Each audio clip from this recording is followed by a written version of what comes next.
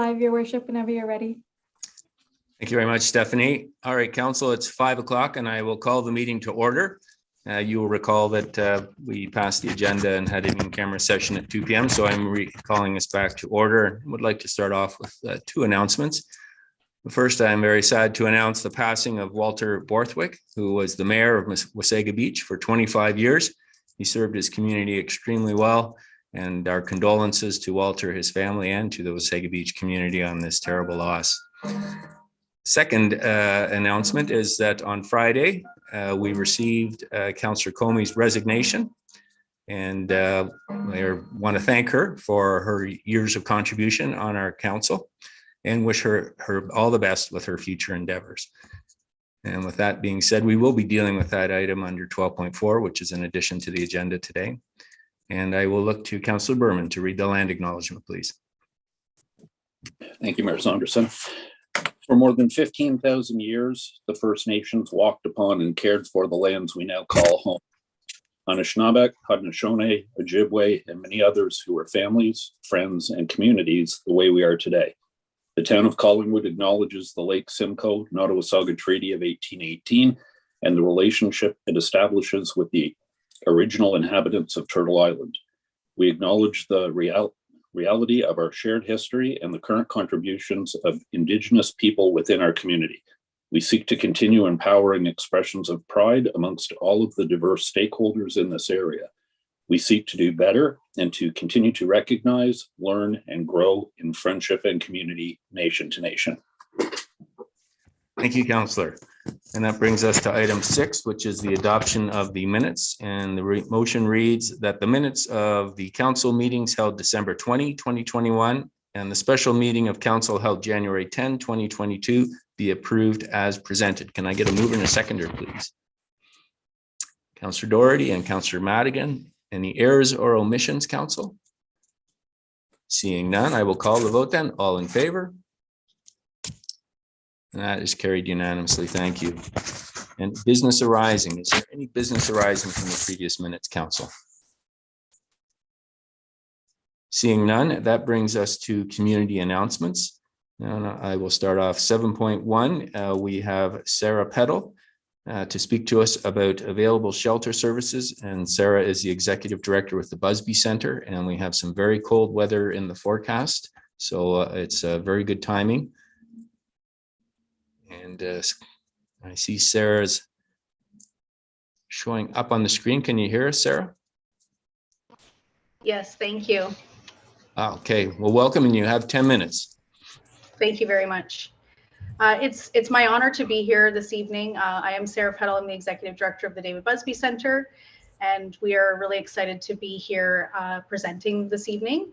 I believe Gail Michaelenko, who is also on our board of directors and the chair of the task force for the cold, so here tonight. So I just wanted to say thank you for having us. The Busby Center working in the homelessness and housing services for 28 years in the city of Barrie, and we have journeyed through the growth and demand over some pretty significant growth and demand in Barrie, and we gained some experience and forged new innovations within that sector, including a county council project called Lucy's Place, which is a supportive housing project in Barrie for people that have been experiencing long-term homelessness. And it's been going really well. It's a motel conversion project. So we are part of that, that innovative project. The Busby Center has also been a member of the Simcoe County Alliance to End Homelessness, also known as SCADA, since its inception in the early 90s. I was past chair, or I am past chair. I was the chair of the steering committee for over 10 years. And with that work, I was able to get to know some of your leadership in the homelessness and housing sector or social services sector in South Georgian Bay, including Gail and Pam and a few others. So I've had the honor of working with them and watching the needs of your community establish as well. So with that, you know, we would have these conversations about the needs growing within South Georgian Bay, and Pam and a few others, obviously, that you know of, created the Out of the Cold task force, Out of the Cold Collingwood task force, and Busby was able to provide them some guidance of what we've experienced in Barrie, being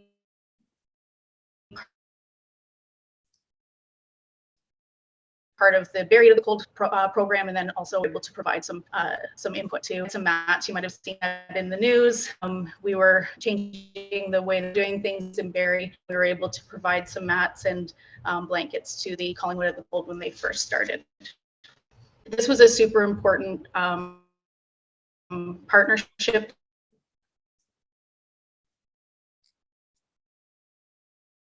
That we were.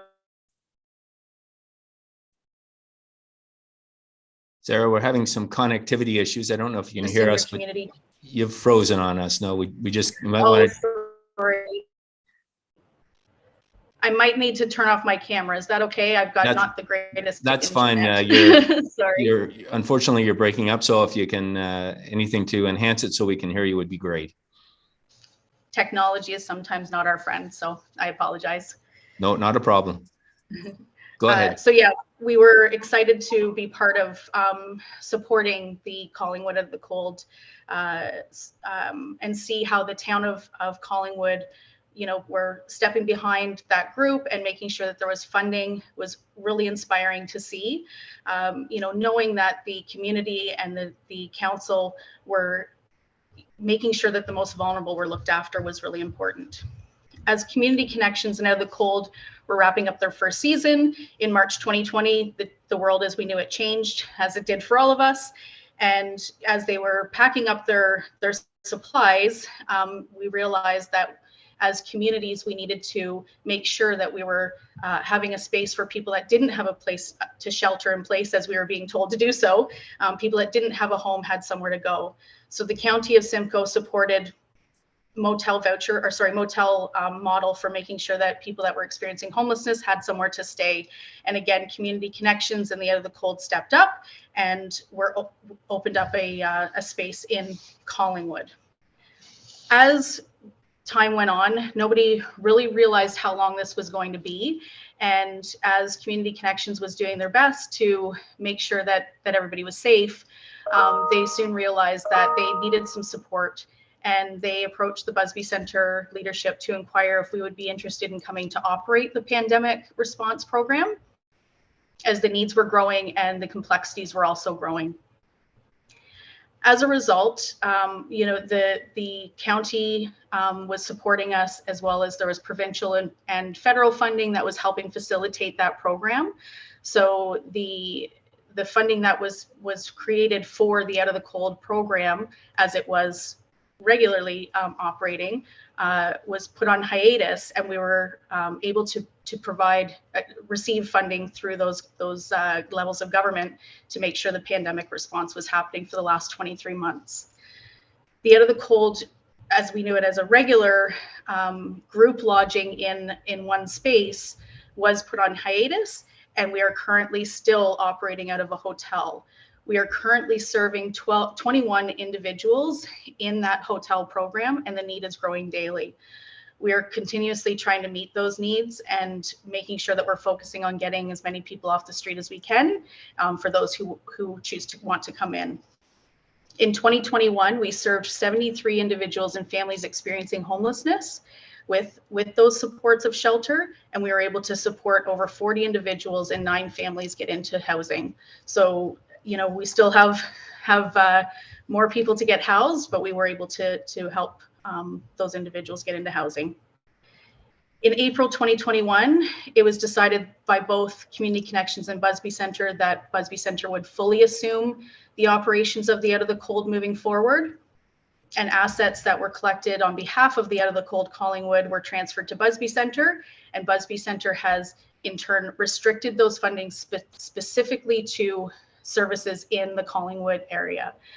It's really important that everybody knows that this is not funding that we use for Barrie operations. This is specifically for our Collingwood operations, as that's where the funds are needing to be directed. With the funding from the hotel and pandemic response continuing, the Out of the Cold task force in Busby Centre assessed what additional efforts needed to be made in the community to complement these shelter services that we've been able to establish. In review, we decided that street outreach was an important piece, and building community partnerships was another complementary piece that we really needed within the Collingwood and South Georgian Bay area. Funding from the Town of Collingwood has been redirected to support these complementary efforts. The Busby Centre Outreach program has been our street outreach has been established in Barrie since 2009. So now we've been able to expand that into the South Georgian Bay region over these last few months. And we're out there approximately 1 to 2 days a week or on demand. And we are trying to grow that more as well. Staffing, as we know in most sectors, is challenging right now. So we are still trying to build up that team through a healthy staffing model. We've been making attempts to also increase our time facilitating more outreach in the community, and also establish getting a vehicle that will be able to carry some supplies with us as well. We are digitally working with community partnerships. We have been working specifically with the local OPP detachment and the local hospital representatives. One of the things that we heard very clearly when we were talking with them, that they were getting some challenges when they were trying to get people into the shelter, in a very short period of time, so that, it might be 2 o'clock in the morning, or, just a more immediate response. So we've set up an emergency bed within the shelter to make sure that we can facilitate if police or the hospital call, that we can take a person in immediately and make sure that their needs are met. We've also been recently working more with the local bylaw officer through our local SCADA chapter. We heard again some concerns and have been able to provide some resources to the local bylaw and have increased that partnership. Due to the housing crisis, the inflow of homelessness is consistently increasing, as we all know, yet the outflow has been a huge challenge and somewhat non-existent at times. We will continue to meet the basic needs of the community as we focus on a recovery plan from this shelter program, but we really need to start to focus on housing. We are most grateful for the funding from the Town of Collingwood, as well as the other municipalities and EPCOR, who have contributed to our shelter feasibility study that was led by Community Connections. This has given us really important information moving forward in service delivery for South Georgian Bay, in looking at what type of services we need and how we need to work collaboratively to gain those services. The most important recommendation that we found from that feasibility study was the need for a homeless hub. We are currently working on establishing efforts forward to make sure that under one roof concept is happening. We are talking with the Common Roof folks, as well as numerous other partners, to make sure that we can all work together and hope to have that hub open for 2022-2023. With that in mind, the task force is looking in the near future to build off of best practice models and really focus on getting more services and more effective services for the community. Additionally, we are working on supportive housing programs. So as I shared earlier, our Lucy's Place is definitely a best practice. That was a partnership with Redwood Park Communities. And we are continuously looking at ways to establish programs like that, because we also know that the only solution to homelessness is housing. Housing is a human right, and it is an imperative ingredient in the recipe to end homelessness in our communities. One of the things that we want to also establish is that any kind of emergency services for people that are experiencing homelessness, if it is shelter or anything like that, that those immediate responses are brief, rare, and non-reoccurring, that our supports that are wrapped around individuals are sustainable and supportive housing solutions, so that people are not brought back into the homeless sector. We want to make sure that is concrete, that people are staying in housing and are supported that way. Again, we wanted to thank the Town of Collingwood and the other municipalities in EPCOR for this funding. And we are really looking forward to using this as a roadmap as we move forward. And we are excited to work with the community and all of the partners to make sure that we can end chronic homelessness in our community. We are working as of tomorrow on a homelessness enumeration so that we know a better idea of how many people are experiencing homelessness in our community. And we look forward to having those results back mid-February. Thank you very much.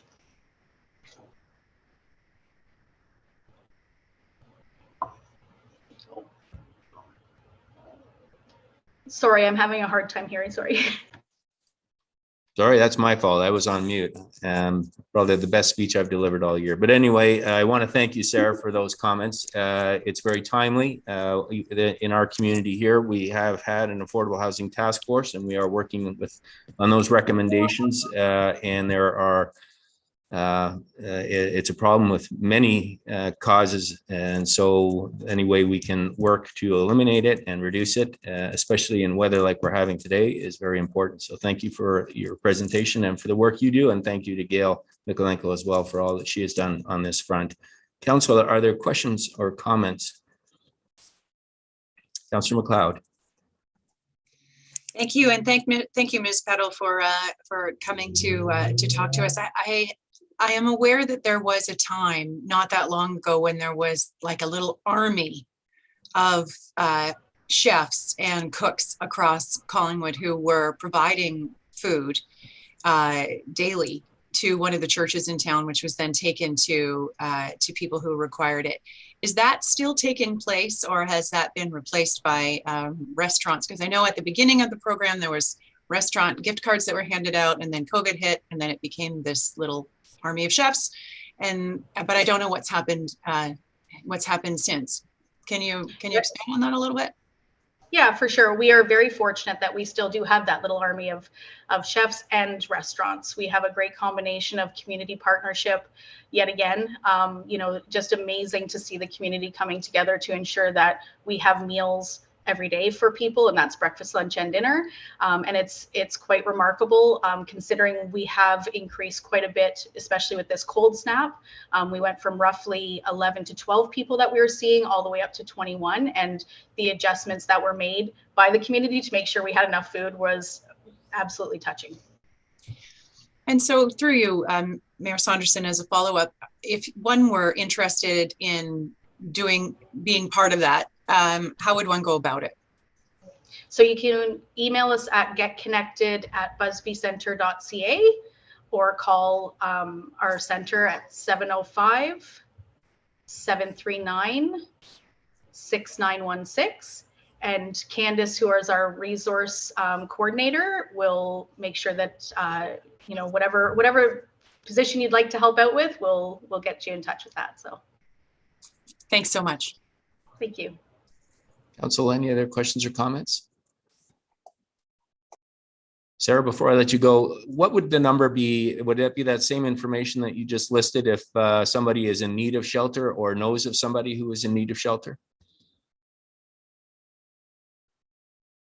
So we've just established a winter line actually that is answered 24/7, and it's answered by a very well-trained group of people, and it's 705-828-3795.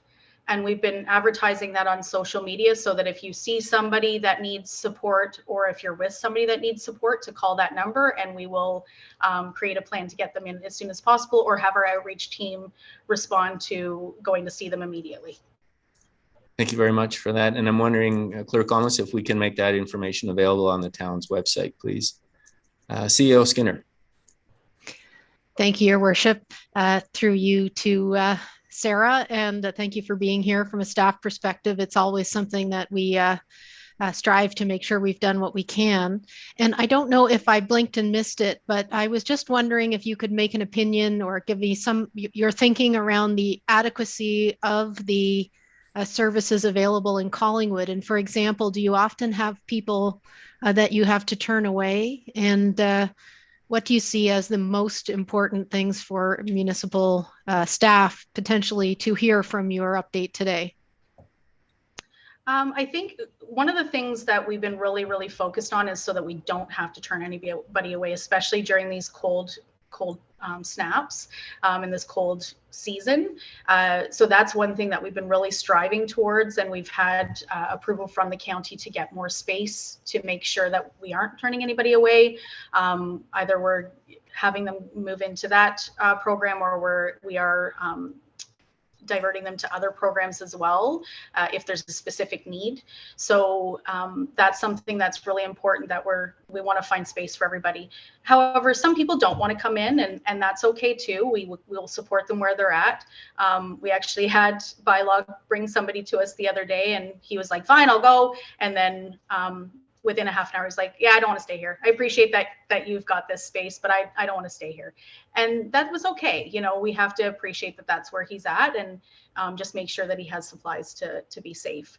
I think one of the most important pieces that, you know, we need to focus on, like I said, is this recovery of the situation that we're dealing with right now.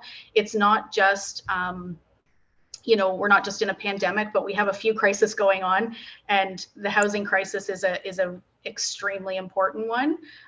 We have a lot of people that are entering into the homeless services because they aren't able to continue to afford their place, or a lot of I'm not sure specifically about Collingwood, but in most areas, you know, owners of homes that had been renting them out have decided to sell them, and then they're not staying as that housing capacity. So that's something that as communities we really have to keep an eye on, because, you know, where we would be able to get a room in a house for approximately $500 a month are now looking at $800 and $900 a month. Somebody on Ontario Works is only getting roughly $400, and somebody on Ontario Disability is getting roughly $600 for shelter. So the math isn't quite working with what to get somebody into housing. So that's just something that I think is really important to keep an eye on as we move through, you know, a recovery model of getting out of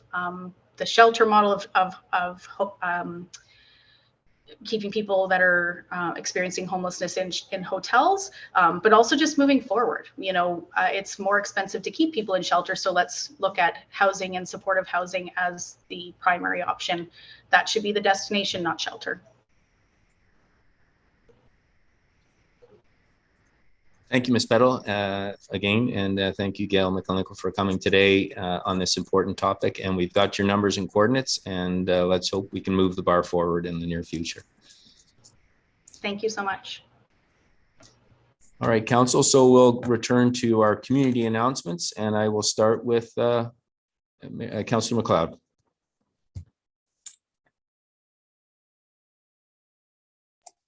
Thank you, Mayor Saunderson. I just wanted to go back to something that you said off the at the beginning of today's meeting, and that is I'd like to offer my condolences to our neighbors and our friends and our colleagues in Wasaga Beach on the death of Walter Borthwick, who was the mayor from, if you can do the math on this, 1979 to 2003. It's just an unbelievably prolific career. And I remember actually interviewing him when I was working on the radio in Toronto, because there's something controversial had happened. I can't remember what the circumstances were, but he was just so proud to talk about his town to a big audience in the big city. And he just loved his town so very much. And I had him on the radio as well a few times when I worked at the radio station down the street. And he would stick around afterwards, after the interviews, and he, with that deep, booming, mellifluous voice of his, and he would tell stories about his time in office and how proud he was of how Wasaga Beach had grown, and how he just loved his job. And I just want to offer my sincere condolences. He was a giant, and he will be greatly, greatly missed. A fitting tribute. Thank you for that. Councillor Madigan. Thank you, Mayor Saunderson. I would like to talk about the Collingwood Sports Hall of Fame if I can. With COVID, many things have changed. but paying tribute to the people that have helped build sports in our community hasn't. Even though last year that we did not have a formal presentation, there were people inducted into it. But that being said, we're focused on this year. So the directors of the Collingwood Sports Hall of Fame invite residents in our community to submit their nominations for consideration for the Collingwood Sports Hall of Fame. Nominations within the builders, athletes, and team categories will be accepted commencing last Wednesday, January 13th through Friday, April 1st. The official guidelines and nomination forms can be found at www.collingwoodsportshalloffame.ca with the eligibility criteria, or at the Town of Collingwood Park Rec and Culture Department located at 55 St. Marie. I'm sure that you can pick it up at any other place, but this is your time over the last 20 years. If there's somebody that you thought 30 years, 50 years that somebody deserved to be in the Sports Hall of Fame, this is your time to put it in and help celebrate some of the great people that have built sport and leisure within our community. So that is my community announcement. Thank you very much.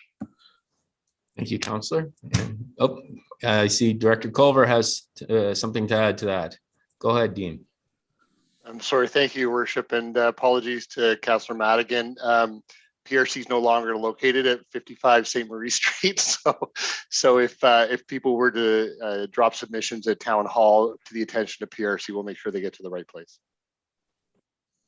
Good, thank you. I hope your new location is just as nice. Councillor Doherty. Thank you, Your Worship. I have two announcements tonight. First of all, as we know, a number of our businesses have been extremely negatively impacted by this latest lockdown, especially those restaurants and gyms that have had to be fully closed once again. So this is just to remind those businesses that the Ontario government has brought forward a number of very welcome resources. These include $10,000 grant money for small business relief, electricity rate relief, and this is not only for businesses but for residential.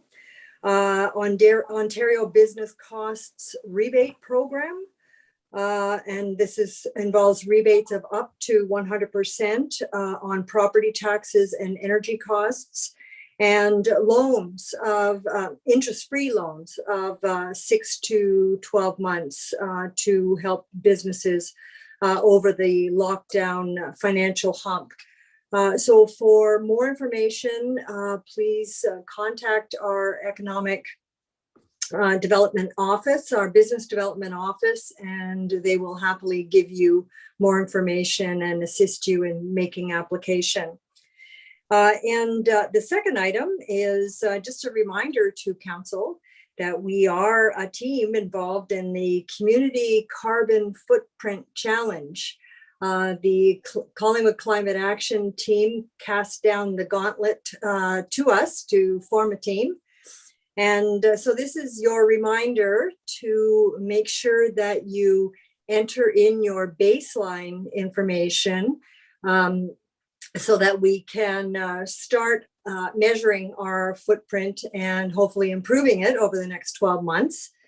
And on a team leaders meeting this past week, a particularly good strategy to get 100% team involvement was given to me, whereby the team leader delivered a can of cold Collingwood brew to the participant that had completed their baseline. And so I'm putting that challenge out to you, Council, to let me know what would be your cold beverage of choice, and I will very happily deliver it to you when you have done your baseline entry at Project Neutral.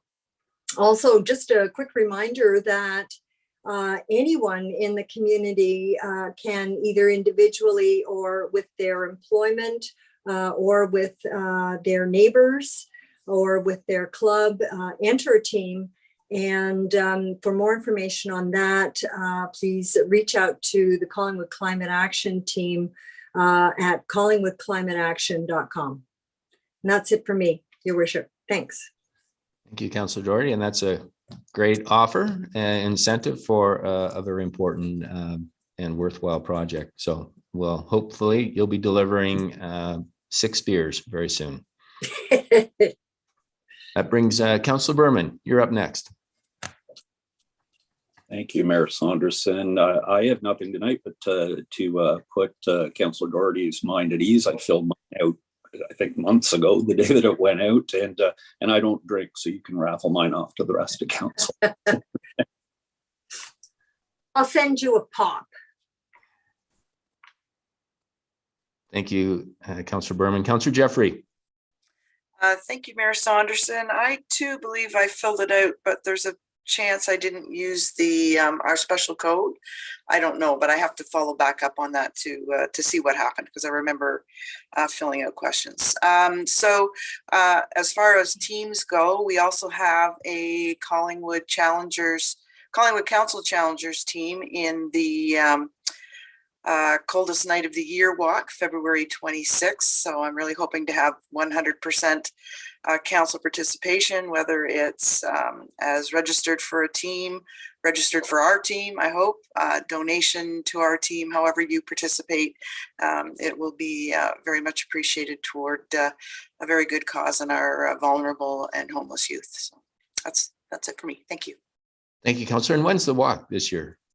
It's a virtual event, but the date is February 26th. I will probably walk anyway, like on my own, at least, because I do 5 kilometers several times a week. So, but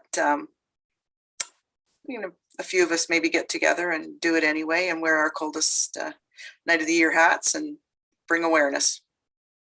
Good. Thank you for that. Councillor Hamlin. Thank you, Mr. Mayor.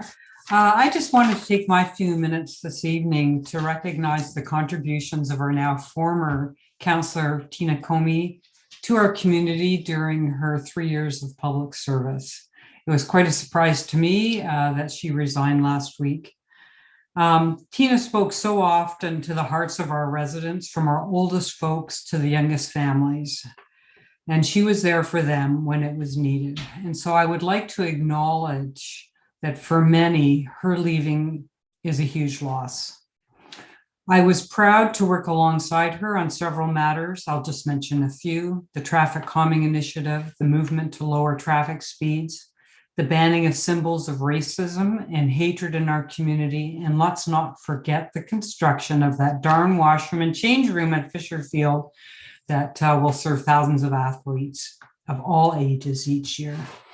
And on a personal note, if I'm allowed, I just have to say I am so sad that neither Tina nor Keith are sitting with us at this council table as we continue to work through the thorny issues on behalf of our community. Thank you. Thank you, Councillor. And that brings us then to item 8.1, which is our interim control bylaw updates, and I will pass it over to CAO Skinner. Thank you, Your Worship.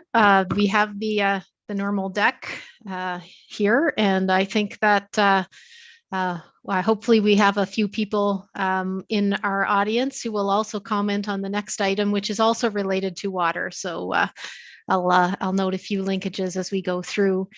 Next slide, please. As many of you are aware, this has been a very important issue for council, and there was a resolution passed that asked that for each meeting of Collingwood Council until the interim control bylaw is lifted, that we provide council and the public with updates on the items noted here. And we have included most of those in the update today. There's one slide that we're updating with respect to the remaining water supply as expressed in single development units. So I'll just put a couple of generalities around that as we get there, because it is a very important topic. Next slide, please. So the situation hasn't changed. The current water supply is, of course, safe and available. And as soon as council became aware, as soon as staff became aware, they brought it forward to council. And as soon as council became aware, council has taken a proactive and transparent approach to seek further capacity and manage the remainder. So we recommended to council, and council endorsed the use of something called an interim control bylaw. And by now, most people know that it's a tool to temporarily and transparently pause development. And what we really needed to do was to make sure with the water that's remaining until the plant is expanded at the end of 2025 or early 2026, we grow as a complete community. However, we were able to, and council approved that all of the 2021 ready to go development applications could still move forward. So anyone who was ready to go this year did go, and I'll give you some statistics as we get through this presentation. And if you are in the community and looking at a residential renovation or addition, most of these can continue, and you can talk with the building department just to make sure what the requirements might be for you, but most of those are not restricted. So we have, with council's endorsement, maximized chlorine, the addition of chlorine, and move forward with new ultraviolet for 2023 at the existing plant. So we're closing in on the capacity to meet expected growth if the plant is expanded on schedule, but we're not all the way there. So we need to make sure that we work with developers and the community to get there in the absolute best way we can. Next slide, please. So there's two parts to this update. The first part is about capacity. So that's about the treatment plants and the ability to produce potable water. Next slide, please. So there's no changes on this slide from last week, but in general, the design of the disinfection for the existing water treatment plant is underway, and we've done some pre-selection of major components of and general contractors who've been pre-qualified to advise us during design and then ultimately bid on this expansion. We do have a third-party review of chlorine that we are doing to make sure that we've maximized what we can, and I do hope that that response is imminent. It has been underway for some time now. Conversations continue with staff at New Tecumseh around the draft water supply agreement, and those are the key items on this slide. Next slide. And with respect to the expansion project, there's been no changes on this slide. And we're still targeting the completion of the preliminary design and public engagement on that as in spring of 2022. Next slide. The remaining water supply is set out here. It has not changed since the last several updates. So without the ultraviolet treatment that's expected in 2023, the remaining allocation that council has available to it is 493 single dwelling units of water. Once the 2023 work is implemented, that number in the middle of the bottom row, 1,283 equivalent single dwelling units will be available for allocation. Beyond that, there is a report coming to council in the next several months around the possibility of interim quantity. And also, as the construction continues, there may be an ability to look at our factor of safety SDUs as the construction is awarded and becomes more certain as to its final completion. Next slide, please. The second half of this presentation is in fact about the land use planning policy study. As I mentioned, one of the most important things is the ability to grow as a complete community. Next slide.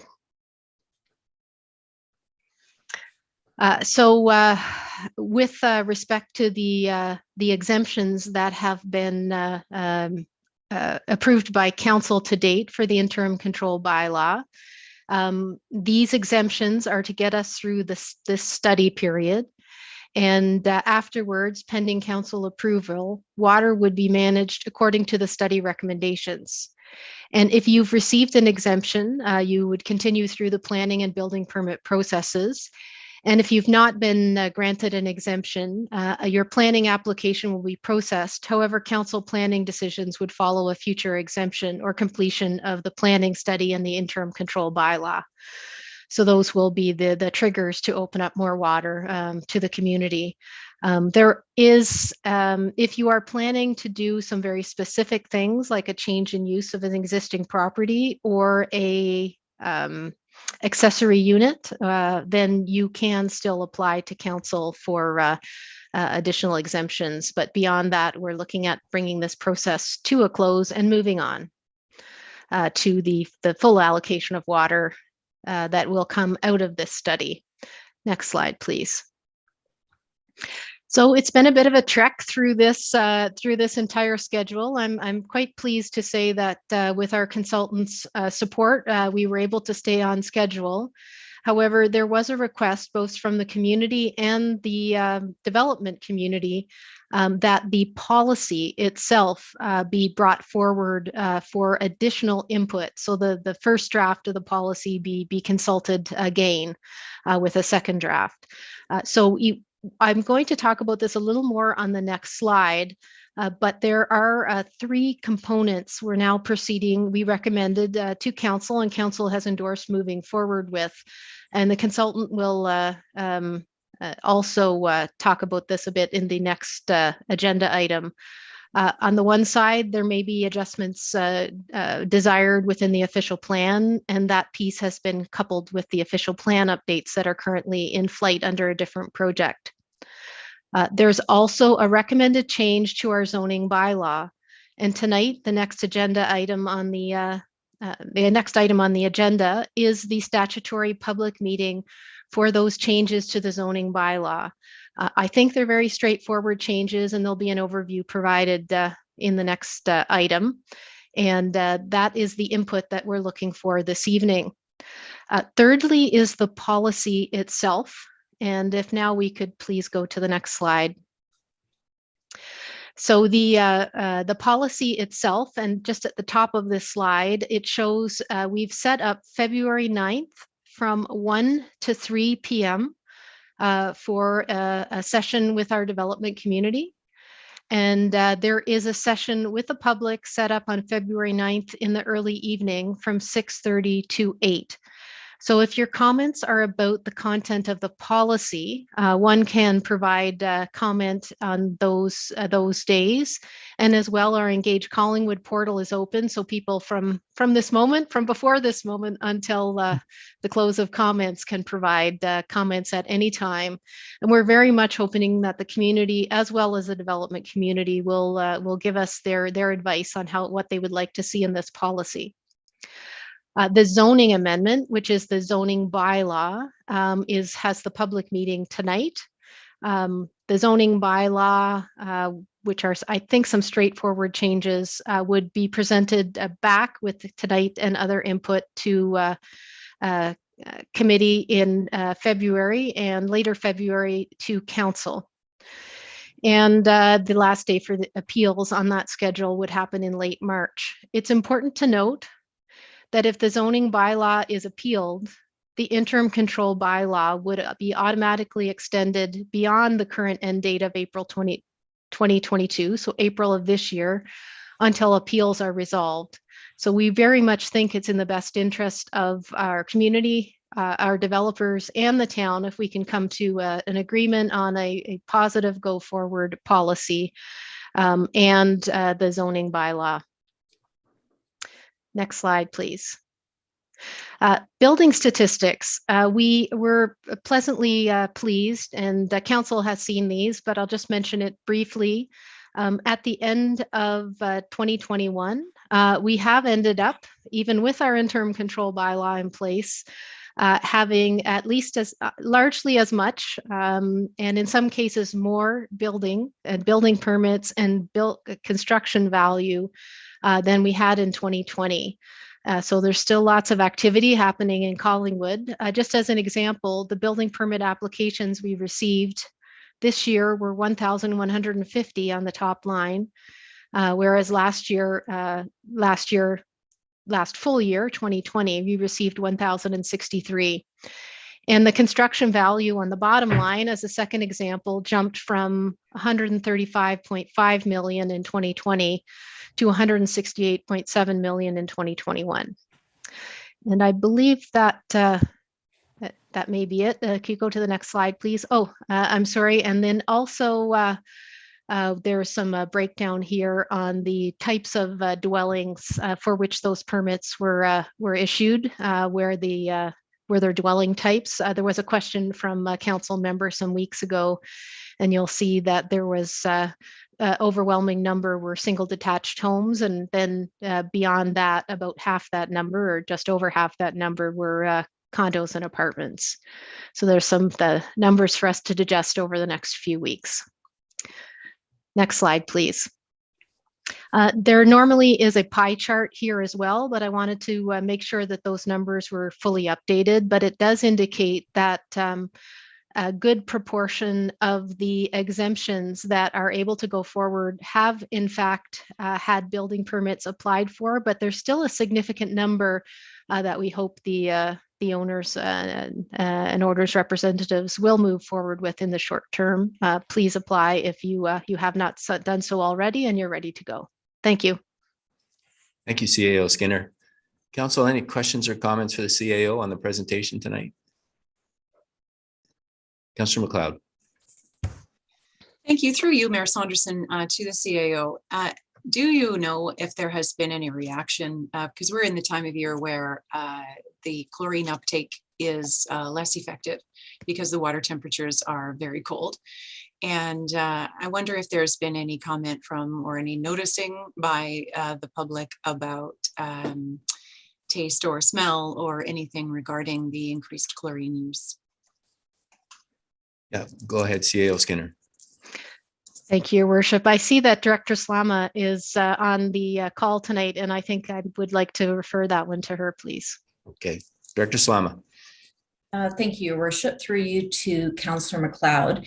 To date, I'm not aware of any complaints that we have received from the public, but you know, certainly if anyone is noticing some changes, they are welcome to call our customer service line, and that will reach the proper channels at the water treatment plant and in the water department.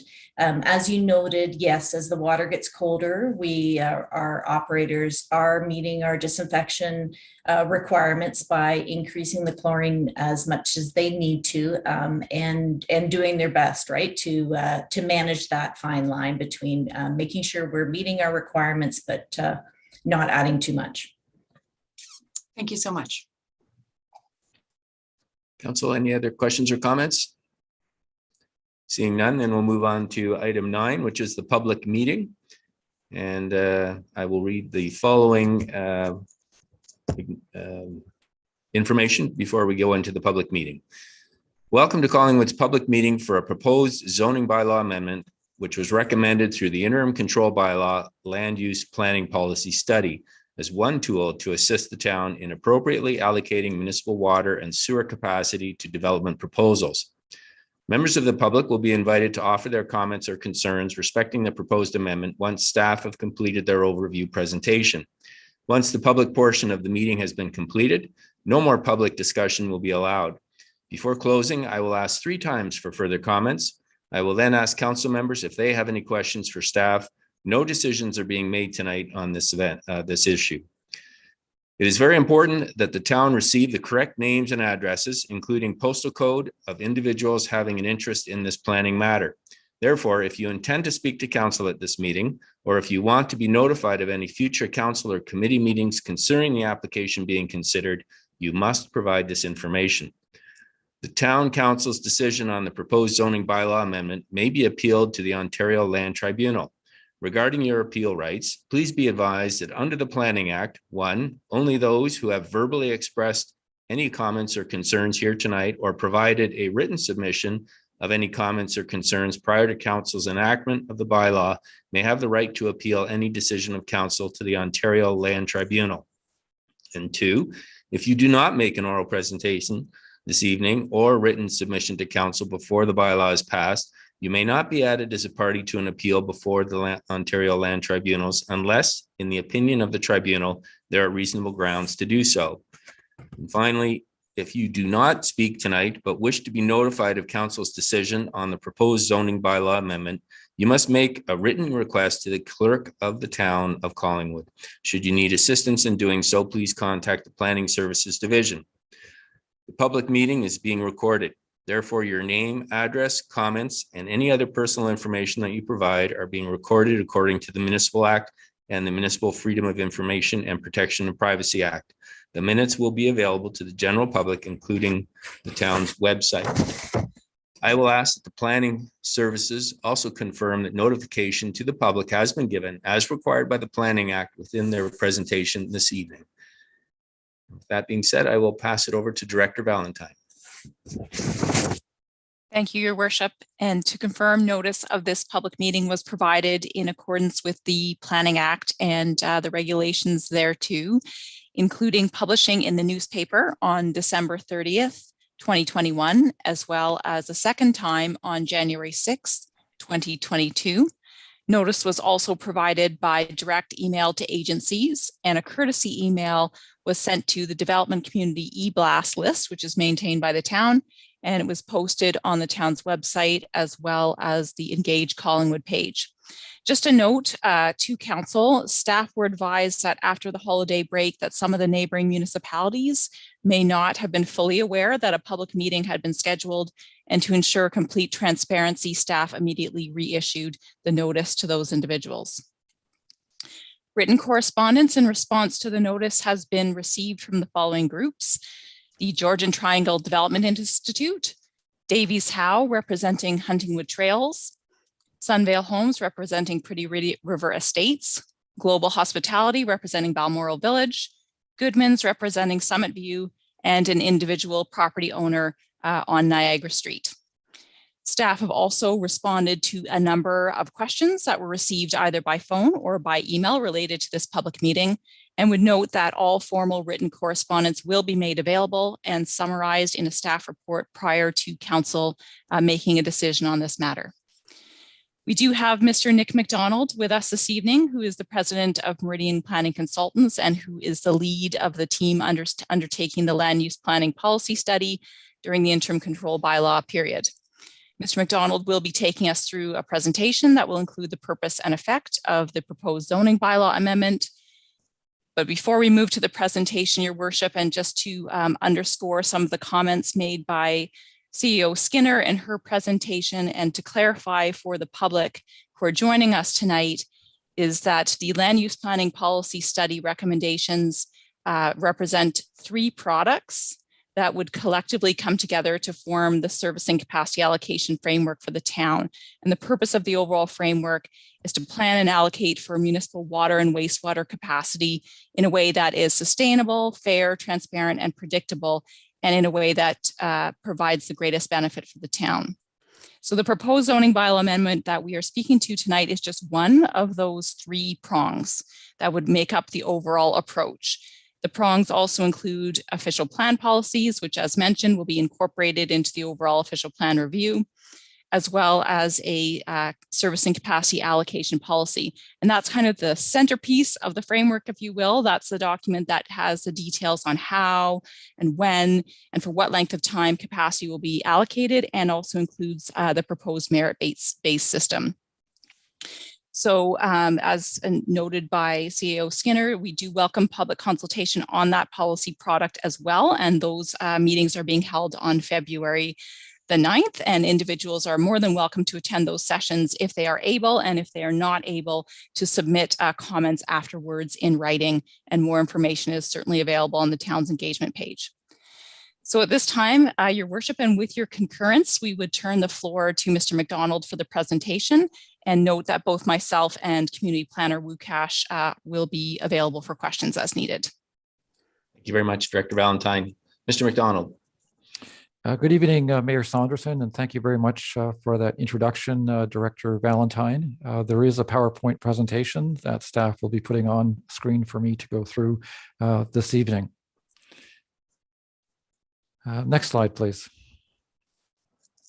So by way of background, and I think you've heard this background many times through your regular updates, but for the purposes of completeness, there is an interim control bylaw in place. It was passed by this council on April 26th of 2021.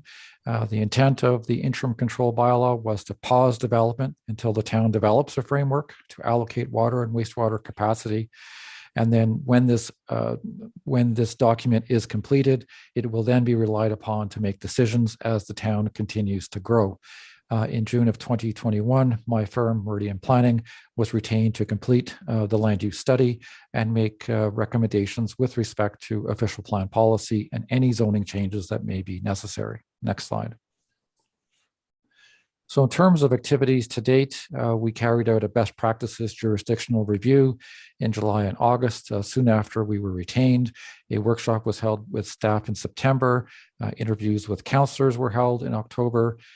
We prepared a draft servicing capacity allocation framework and official plan and zoning bylaw recommendations in November of last year. That's what I would call draft one of those recommendations. We had development community and public consultation sessions in November as well, one each. Then we prepared a second draft of the documents, the allocation policy, the official plan recommendations and zoning bylaw recommendations. And then on December 20th of last year, we presented all of that to council to get their input and feedback. At the present time and at this evening, we are having a statutory public meeting for proposed changes to the town's zoning bylaw only, which is a key outcome of the land use study process. Next slide. So as Director Valentine indicated, the town, with our assistance, is following a three-pronged approach to solving the issues it has with respect to allocating capacity. The most significant component of this approach is the allocation policy document itself. A fairly comprehensive presentation on that was given at the December 20th council meeting, and it is anticipated that a similar presentation would be given at the upcoming public sessions, or two sessions, one with the development community and one with the public, proposed for February 9th. I do not plan on providing the same level of detail today because the focus of tonight's meeting is solely on the zoning bylaw amendment itself. The third prong in the strategy is the preparation of updated official plan policies. Recommendations have been made by myself to the town and its consulting team working on that project. And some of those or all of those recommendations will be incorporated within a draft of the official plan, which is to be released at the appropriate time. Next slide. By way of review, the purpose of the allocation policy itself is to ensure that capacity is allocated, as Director Valentine indicated, in a sustainable, transparent, and orderly manner, to prioritize allocation to those projects that provide the greatest benefit to the town, and lastly, to establish a process that clearly identifies when and for how long allocation is committed. Once the allocation policy has been approved by council, it will affect all future decisions on development, and it will apply to most projects that have received interim control bylaw exemptions but have not proceeded to building permit. Next slide. And just for the purposes of completeness as well, in terms of what is in the allocation policy as it sits right now, it identifies what development is and is not subject to the allocation policy. It identifies when allocation is committed and when it expires. It also identifies how to deal with existing approvals, and there are quite a few in the town. Identifies the criteria that will be relied upon to guide decisions. That's the merit-based approach you might have heard something about from Director Valentine. It identifies how allocation will be monitored and tracked. And lastly, deals with a number of other implementation mechanisms as well. Next slide. So in terms of the zoning bylaw itself, we have recommended that changes be made to the zoning bylaw to implement the direction we are suggesting the town take with respect to allocating capacity. So the reason this is required is the reason why changes to the zoning bylaw are required is because the proposed allocation policy will establish a process that applies to developments that require a Planning Act approval. These types of applications include subdivision, rezoning, consent, site plan, official plan amendment. Plan of condominium could potentially be there as well. Each of these processes is a process under the Planning Act. It requires that applications be submitted. It requires that public meetings be held. And it also requires that a decision of council be made, with those decisions being appealable by the person making the application and by others as set out in the Planning Act and its regulations. So the policy developed through this process will clearly clearly apply to these types of circumstances. What the allocation policy we are working on can't do is prevent the issuance of building permits for developments that do not require Planning Act approval and which otherwise comply with applicable law. And examples in this regard include building a house on a vacant lot or the changing of a use in an existing structure. These types of developments don't require a Planning Act application typically, which means that the allocation policy document we're working on would not apply directly to them. In terms of the amount of development that could proceed in this manner, and when I say in this manner, that I mean without a Planning Act approval, it is significant and includes up to 350 plus or minus vacant lots. And this slide includes a map showing some of the vacant lots in the southern part of the town, all of which are currently eligible, to the best of my knowledge, for a building permit. Next slide. So the Planning Act permits a council to pass zoning bylaws under Section 34.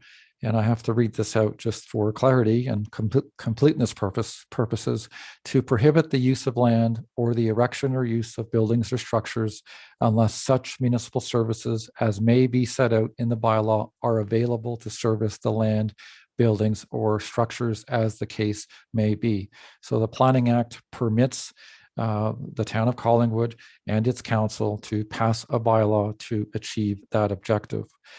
The inclusion of such a provision in the town's bylaw will allow the chief building official to make a determination on whether there is uncommitted hydraulic reserve capacity within both the water and wastewater treatment plants. And determining whether capacity is available could be done on a case-by-case basis, or if the development is provided for in a capacity reserve bank specifically established for these types of applications. If in a circumstance, an application for building permit is made and the chief building official determines that there is no capacity available for that development, the chief building official would not issue a building permit, and this bylaw change would allow the chief building official to make that decision. Next slide. In addition to determining whether capacity is available, the proposed zoning change will provide the town with the ability to control and track the allocation of municipal service and capacity at the building permit stage, if not already addressed through previous planning approvals and or agreements that have been entered into with the town. Next slide. So in terms of the specific changes proposed to the town's bylaw, there are three components. The first indicates that the use of any land, building, or structure, or the erection or use of buildings or structures is not permitted unless adequate municipal water and wastewater services are available to service the use, building, or structure. This would be a general provision included within the general provision section of the zoning bylaw. The second component would exempt the types of minor construction and minor development that is already exempted in the current interim control bylaw. So for example, decks and patios and accessory buildings, Renovations and rebuilding or restorations would be permitted, of course, and with rebuilding and restorations, provided the use stays the same. That's currently what is provided for in the interim control bylaw. So we are using exactly the same language as in that bylaw and recommending that it be included within the town's zoning bylaw. The third thing the bylaw will do once passed by council is that it would exempt development currently permitted on private services in the R1, C7, and RU or rural zones, or which has been permitted through an existing exception, which would have occurred through a previous decision made by council. Essentially, what that means is that this provision would not apply in areas where services don't exist and where services are not anticipated, and where private well and septic systems would otherwise be considered appropriate. Next slide. In terms of what the amendment is intended to do, it is intended to provide a backstop to ensure that servicing capacity is not allocated unless the municipality confirms that adequate capacity is available. And as I mentioned, with the policy framework we're suggesting, the town council will have an ability to deal with all types of Planning Act applications. And with this change, the chief building official will be able to deal with all other applications that don't otherwise require a Planning Act approval. And of course, with this zoning bylaw amendment in place, it would work with the other proposed tools to achieve the town and community's objectives with respect to capacity allocation. The proposed zoning bylaw amendment is not intended to provide for additional exemptions to the interim control bylaw. This is a different process and one that will be discussed as the capacity allocation policy framework is finalized. It does not require an update to the official plan in advance of its approval. In other words, it does not require official plan policy to provide the basis for the passage of this kind of an amendment. And it does not include or duplicate implementation details found in the proposed servicing capacity allocation policy either. Next slide. With respect to the relationship between the zoning bylaw and the interim control bylaw, the proposed bylaw amendment is intended to implement the land use study by providing a means by which the town can effectively ensure, along with the allocation policy framework, that all development is considered through a capacity lens, whether that development requires a Planning Act approval or simply building permit approval. Once zoning bylaw amendment is passed and is in effect, the interim control bylaw would be repealed. If the zoning bylaw amendment is appealed, the interim control bylaw remains in effect until the appeal of the zoning bylaw amendment is dealt with by the Ontario Land Tribunal. So that is an overview of the proposed zoning bylaw, Mr. Mayor. I would also note, as has been indicated by the CEO and Director Summer, that there are separate sessions planned for February 9th, at which a more fulsome presentation on the allocation policy framework component of the work will be given, and at which it is expected that questions on that policy framework will be dealt with and otherwise addressed to the best of our abilities at that time. With that being said, Mr. Mayor, that is it for my presentation. Be happy to take any questions. Thank you very much, Mr. McDonald. I'm going to just look to Director Valentine to see if she has any more comments before I open the floor. Thank you, Your Worship, and nothing further at this point from staff. All right, then, Clerk Almus, I'll look to you and see if we have any members of our audience that would like to speak to this. Certainly. Thank you, Your Worship. For our attendees attending our meeting this evening that wish to speak to this item, please press the raise your hand feature at the bottom of your screen and we will unmute you. If you're participating by telephone, please press *9. And we have our first individual that would like to address council this evening is Patrick Harrington. So we will unmute you. Mr. Harrington, can you hear us? Good evening, Mayor Saunderson. Thank you, and members of council. And good evening to Mr. McDonald. I appreciated his presentation. He's on a roll today.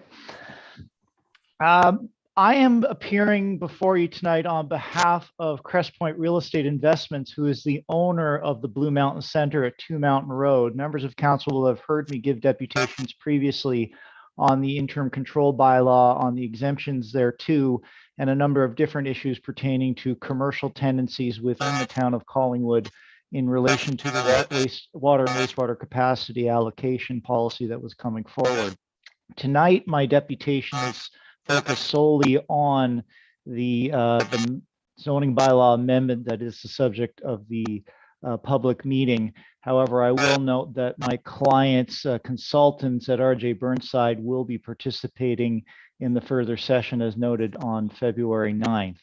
The concerns I wanted to raise with respect to the zoning bylaw amendment in particular have to do with the language that is in the current draft. The first section of the amendment talks about the no building or structure being permitted unless adequate municipal water and wastewater services are available. And of course, the definition of adequate becomes problematic, as it can at times be subjective as to whether something has an adequate level or not.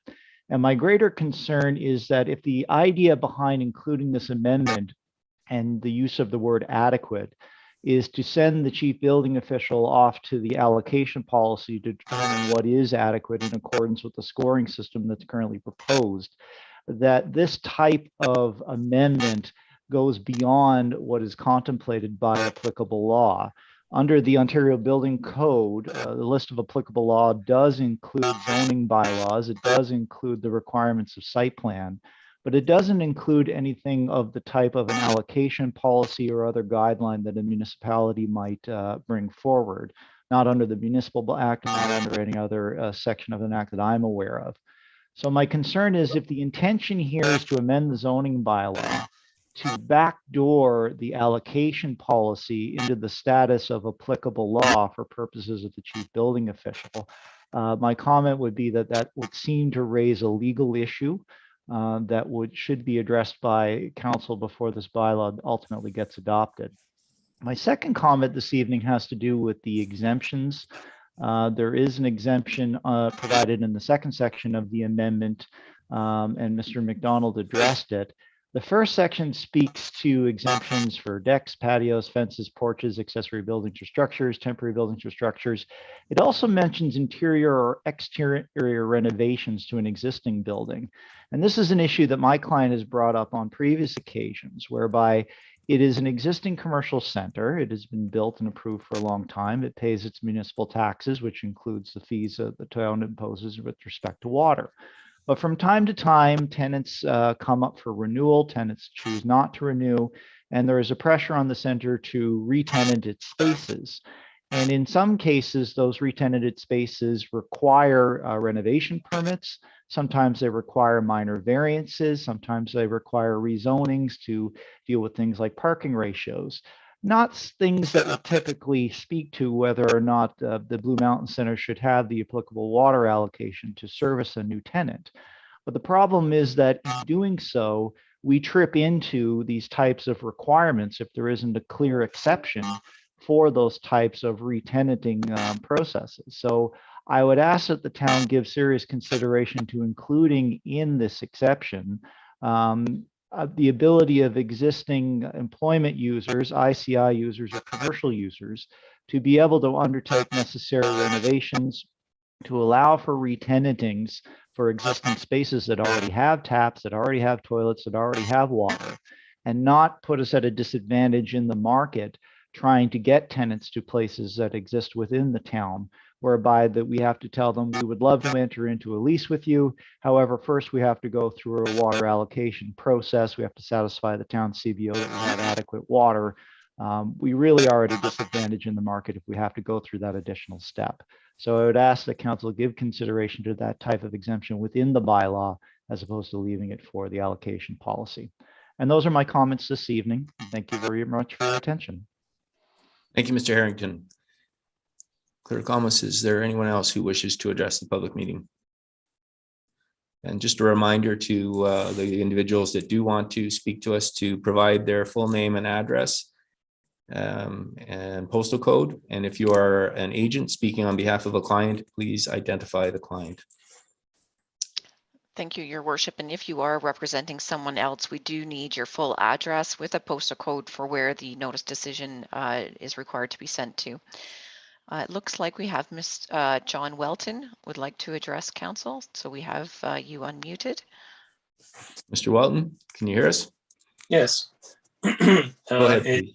66 Kirby Avenue, Collingwood, L9Y, 2L3. And I just heard the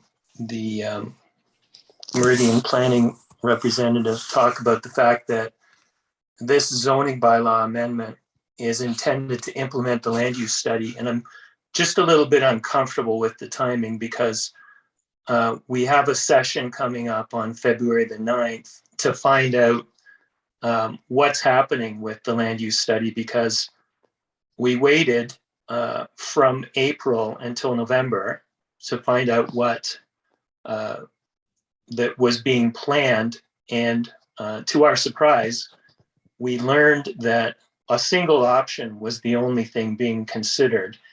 And for several of us who aren't that impressed with going the merit-based planning route, we don't have anything else to consider. And so there was quite a bit of input that went into the November meeting. And we have another meeting coming up in February, and it would be comforting to know what sort of amendments are coming to the land use study at that point. And if I may, while I have the floor, it was great to have a moderator at the previous session, but it really limited the amount of time we had to share ideas and exchange our comments. And I'm wondering why it needs to be limited to 2 hours. It would be nicer to be able to have 10 minutes for someone to make comments. That we were pretty much cut off at 5 minutes. And a lot of the time in the meeting was spent being used by the moderator or the people responding from the town. So I'm just hoping that we could consider more flexibility when we come up to the meeting on February the 9th. Thank you. Thank you, Mr. Welton, and staff has heard those comments. Thank you. Again, I'd like to remind all the attendees for this evening's meeting, if you wish to address council, please press the raise your hand feature.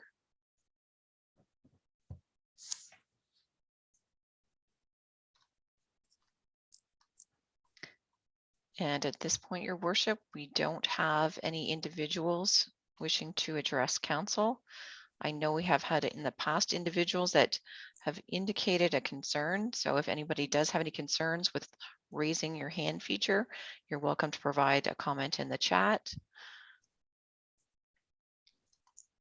And I think my preamble says I'm going to make 3 calls. We've had 1 call. This will be call number 2 for interested parties to speak to council and staff about the presentation today. Again, Your Worship, there has been no indication of a raised hand of anybody in our audience wishing to address council at this time. All right, well then I'll make my 3rd and final call and look to Clerk Almus to see if anyone has expressed an interest to speak. Thank you, Your Worship. There is no hands being raised to address council this evening and no messages in our chat function. Thank you very much, Clerk Almus. So I will declare the public session closed and thank Mr. McDonald and staff as well as the public for their comments today. And we will move on to item 10 in the agenda, which is reports and minutes of other committees and boards. And the resolution reads that the minutes of the following boards be hereby received and recommendations contained therein be approved. 10.1 Special Collingwood Library, Public Library Board Minutes, December 14th, 2021 and December 16th, 2021. Can I get that moved by our library representative, Councillor Berman? And who would second that for me, please? Councillor Jeffrey. And I will call the vote then. All in favor? And are there any aspects of those minutes that council would like to speak to? Seeing none, that takes us then to item 11.1, which is standing committee report from our strategic initiatives meeting of January 10, 2022. And the resolution reads that council received the strategic initiative standing committee report from its meeting held January 10, 2022, and hereby approve the recommendations contained within the report as presented. P 2022-1 Ontario Land Tribunal OLT appeals process. And the recommendation is that the general process identified in the report be followed when major OLT appeals are received and staff report back to council on budget and workload implications. Second item is CCS 2022-1 COVID-19 considerations to align with moving to modified step 2 of the roadmap to reopen. And the recommendation is to receive the report. And these items were both passed unanimously at the SIC meeting. Council, does anyone wish to pull an item for a change in direction? Seeing none, I'll look for a mover and a seconder, please. Councillor Madigan, Councillor Doherty. So I will call the vote first, and then I will ask if anyone wishes to speak to one of the items. All in favor? And that is carried unanimously. Thank you. Does anyone wish to speak to one of the items? Councillor McLeod, then Councillor Jeffrey and Councillor Hanlon. Thank you. We have had, and I know that my colleagues will have received as many as I have had emails regarding staff report P 2022-01. Like, boy, howdy, have we had emails. And I wonder if maybe we could, through you, Mayor Saunderson, ask for perhaps a bit of an education, further education on what is contained within that staff report, because I think that there may be some misapprehensions among people who are concerned and who are now very, very much paying attention to what's in it. And so through you, Mr. Mayor, if that could be done, that would be great. Thank you, Councillor McLeod. Director Valentine, can you provide some background to the intent of this report, please? Thank you, Your Worship, for providing space and time to address this report, and in particular provide some comments around the correspondence received. And before I do so, I just want to clarify with Councillor McLeod, all of the correspondence that staff has seen and that has been attached to the consent agenda tonight has been from the residents surrounding the land subject to the Huntingwood appeal. So I would my comments are addressing those correspondence, but wanting to be clear whether there was additional correspondence that went beyond what staff have seen that you may wish to have addressed as well. No, I'm sorry. Hi, Councillor McLeod. Thank you. Through Mayor Saunderson, no, you're bang on. This was about the very prolific writing campaign that has come from regarding that particular development and the concerns that are addressed there too. Okay, thank you. And through you, Your Worship, we do have some comments in that regard, and staff share the concerns of council, and were initially troubled by the volume of correspondence that was received from the residents, which were mostly a variation on a form letter about that particular appeal. But we are certainly glad that those concerns were brought forward, and we would thank the residents for their input. As noted by Councillor McLeod, having a public misunderstanding surrounding a report that was intended to be a significant improvement over an existing ad hoc system is not an ideal situation that anyone on this call would want. The report itself is meant to provide certainty and clarity to council, developers, staff, and the public on how land use planning appeals are managed by the municipality. And it does so by setting up defined touch points that ensure that council remains aware of appeals and remains in the driver's seat respecting how appeals are dealt with, including public engagement around those appeals. The purpose of the report is also to set up a general process, and was careful not to speak to the details of any site-specific appeal that is underway. So it does appear from the correspondence that we received from the residents that live in the vicinity of the land subject to the Huntingwood appeal, that they have interpreted the report to suggest that all appeals must be addressed behind closed doors through a type of streamlined or fast-tracked settlement, which would tie the hands of council to move to a full hearing or resolve appeal matters in other ways that might be advantageous to the municipality, and would also circumvent the considerations of good planning principles. And I want to be very clear that that was not the intent of the report, and have some specific comments to assist council and the residents in understanding. Section 5 in particular of the report is entitled Seek Endorsement of Settlements. And that section of the report would only apply in one circumstance. And that circumstance is if council provides direction to the town solicitor and staff to enter into settlement negotiations as opposed to moving to a full hearing. So the path to resolve an appeal through a settlement or a full hearing would always remain a decision of this council. Second, even if direction was provided to pursue a settlement, council at any time can withdraw from settlement negotiations and pursue a full hearing. And that underscores the importance of those touch points that were outlined in the process report, which does give council an ability to change direction to staff and the town solicitor throughout the course of an appeal matter.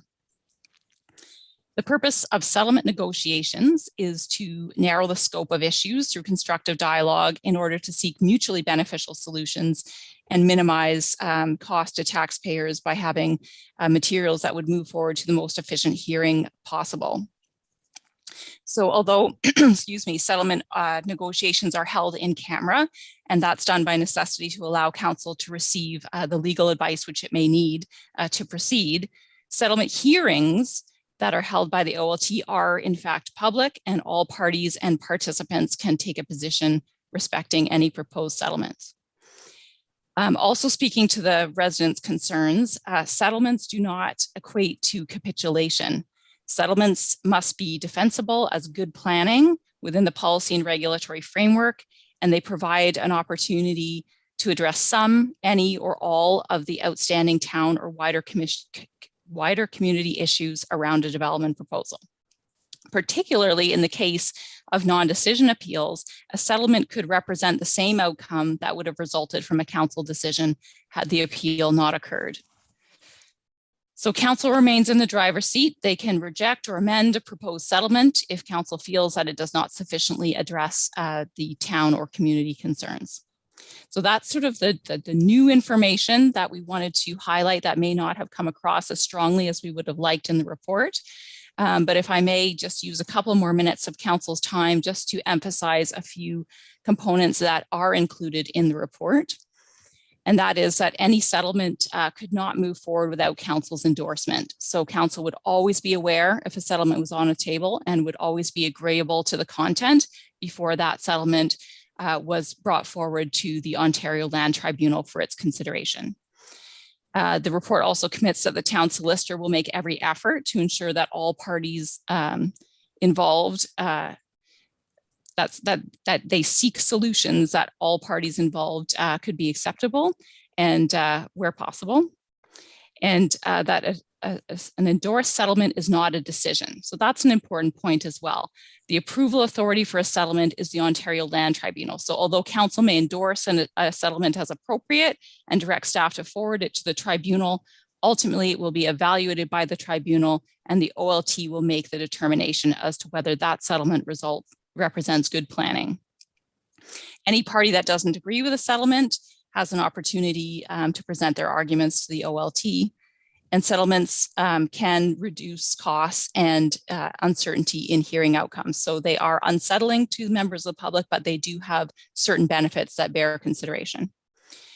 Further, the report indicates that the extent of public engagement around Ontario Land Tribunal matters over and above what is permitted through the tribunal itself would again be a decision of council through the process presented.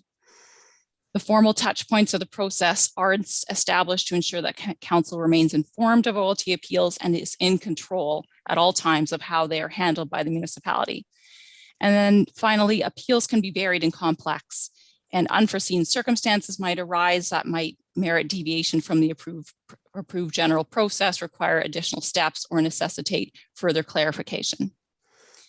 And then lastly, to address another concern brought forward by the residents in the vicinity of the Huntingwood appeal. Many of the letters suggested that council should lobby the Ontario Land Tribunal to remove the option for proponents to appeal a non-decision of council. And staff would clarify that that right to appeal a non-decision is enshrined in the Planning Act and is tied to the recently shortened timeframes, which was intended by the province to streamline the overall process. So while council may wish to take an advocacy role for legislative reform, at this point through the OLT process report, there is no ability for staff to impact that wider sort of discussion. So should after these comments, should council continue to feel some discomfort around the OLT process report or the content, staff would be happy if this matter would be referred back, and we can certainly update the report as per the statements that I have made tonight and bring it back for consideration at the next available council touch point. Thank you, Your Worship, for the opportunity to make those comments. Thank you very much for that thorough answer, Director Valentine. Councillor MacLeod, any follow-up? Yes, just a procedural one. And through you, Mayor Saunderson, I'm assuming I need to look to Clerk Almus for this. And we've accepted the SIC report now, which means I believe that we've endorsed this report. I'm not sure whether we can refer it back to staff at this point, or can we? I'm going to look to Clerk Almus, but I would think the answer is no. Certainly, through Your Worship, to address Councillor MacLeod's comments, once a report comes to council, it becomes before a new body. So council can make whatever decision they want on the new on the report being before the body of council. So council could amend, defeat, defer, or approve the report as presented. And I guess to be clear, we did approve it. We voted on it already. I'd asked for council if anyone wanted to pull it for a change of direction. We then voted on to receive it, and then I opened it to comments. So I think it has been passed. From today, sorry, my apologies. That is correct. Since it has been voted on today. Sorry, I thought you were referencing from the previous SIC meeting. All up, Councillor. Thank you. And so I appreciate Director Valentine's offer, but I think we can't take you up on it. But thank you for that excellent explanation. Hopefully it mollifies everyone's concerns. Thank you, Councillor. And I have next Councillor Jeffrey, and then Councillor Hamlin, and then Councillor Doherty. Thank you, Mayor Saunderson. So my question's been asked and answered. I thought that it would be good to have the comments from Director Valentine, but also just for those watching who had sent in their concerns to know that staff had been very proactive, had reassured council with those comments ahead of the vote. So we did not go into that vote blind at all, but with a full understanding of confirming the intent of that and the good work that planning staff had done to make our process better. So just wanted to make that comment. Thank you. Thank you, Councillor Jeffrey. Councillor Hamlin. Thank you, Mr. Mayor. Just a few comments and then I have a question. I originally said, and I maintain, I was so pleased to see the staff report that came forward because it allowed for more information to come forward to council at the various touch points as identified by our planning director throughout the appeal process. Let's not forget that council wasn't even made aware of the fact that appeals had been launched until this new process is approved tonight. And I also wanted to assure those who wrote that council, I hope I'm speaking for everyone, will be focused on best planning principles when it comes to looking at appeals that we're dealing with before the Ontario Land Tribunal, which of course includes environmental issues, and that it is not the speed of settlement that will guide our decisions, but as I say, best planning principles. And this is my question, in the resolution that council has approved, it indicates that staff will report back on these major appeals to council on budget and workload implications. Now, with respect to with respect to budget, I must say, from my own view, I'm expecting that staff will be including enough funds for OLT appeals when they bring budgets forward to council for consideration. But on return and with respect to the workload implications, and through you, Mr. Mayor, to Director, our planning director. If it was to transpire, we have major planning appeals and perhaps your time's taken up with other significant matters that planning directors are taken up with. What is the possibility and alternatives available in terms of seeking an outside planning consultant to give us an opinion on what council should be doing and if necessary to give evidence at OLT hearings? Thank you, Mr. Mayor. Thank you, Director Valentine. Thank you, Your Worship, and through you to Councillor Hanlon to that question. Certainly, as this council will be aware that OLT matters are somewhat unpredictable in their timing, and the timing is in control of the Ontario Land Tribunal. So we may have a rush of work that needs to happen all at once, or we may have some time in between that allows us to focus on other matters. So one of the key communication points that we intend to hit through reports to council is whether staff can look at the timing of OLT hearing events and in consideration of the number that we have on the go, and try to make an estimate for council as to whether staff resources are sufficient in order to keep the rest of the program, the policy program, the development review program, ticking along in addition to the additional workload for the appeals. So at that point in time, council, with the advice of staff and the town solicitor, could go the route you're suggesting, councillor, and look for budget to hire external planning staff, or they can look to potentially delay some of the other typically larger scale policy initiatives that are on the go to allow staff to focus on the OLT hearing process. So all those options would be on the table for council to consider when the reports are brought forward through the touch points that are outlined in the process.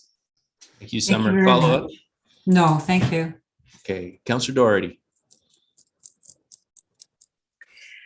Thank you very much, Your Worship.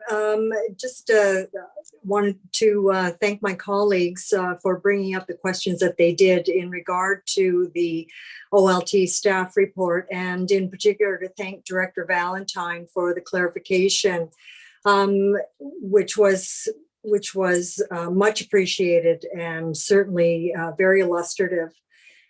Just wondering, it was alluded to the fact, Director Valentine, that you did send correspondence to all of council, which basically summarized your remarks just now.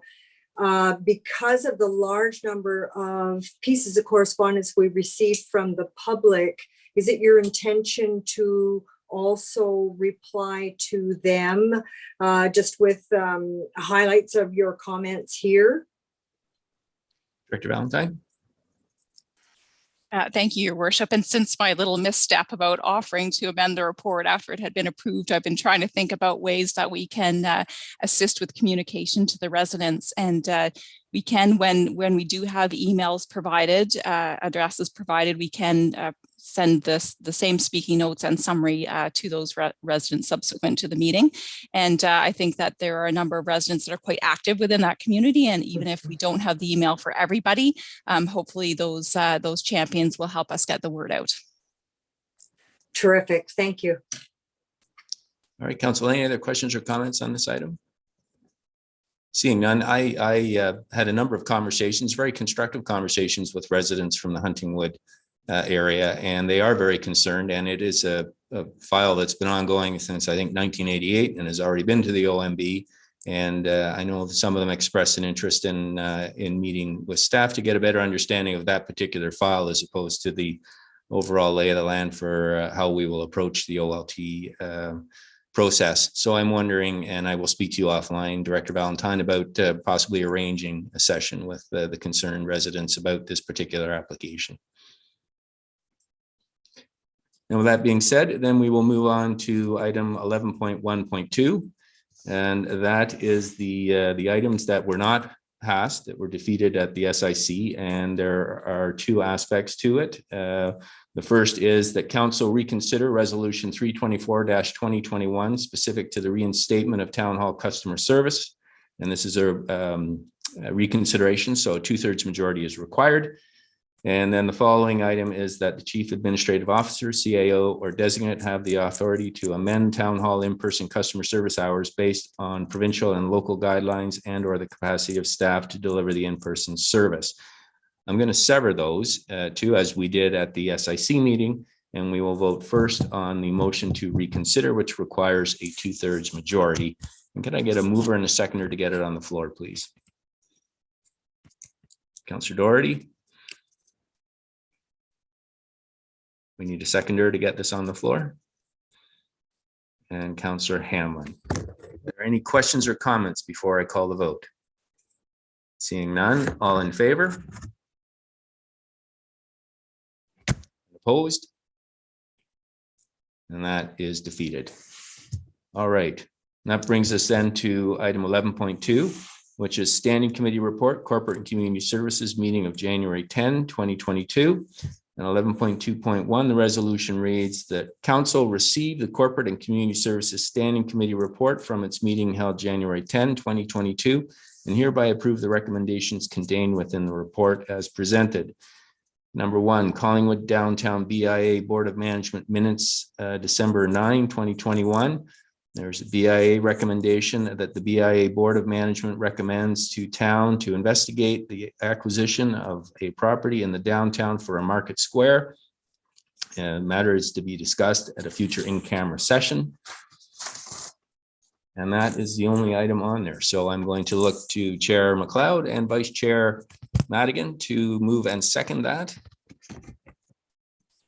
And am I going to get a seconder, Councillor Madigan? Good, thank you. So is there anyone who wants to pull this item for a change of direction?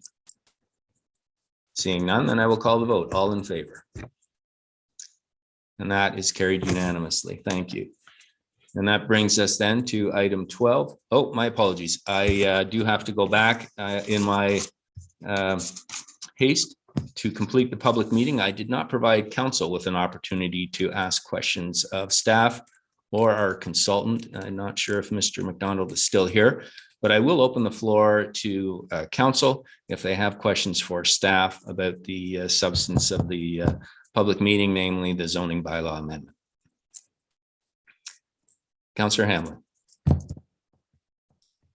Thank you, Mr. Mayor. My question was really as a follow-up to the question that Mr. Harrington put out there, which with respect to his particular client and a change of use.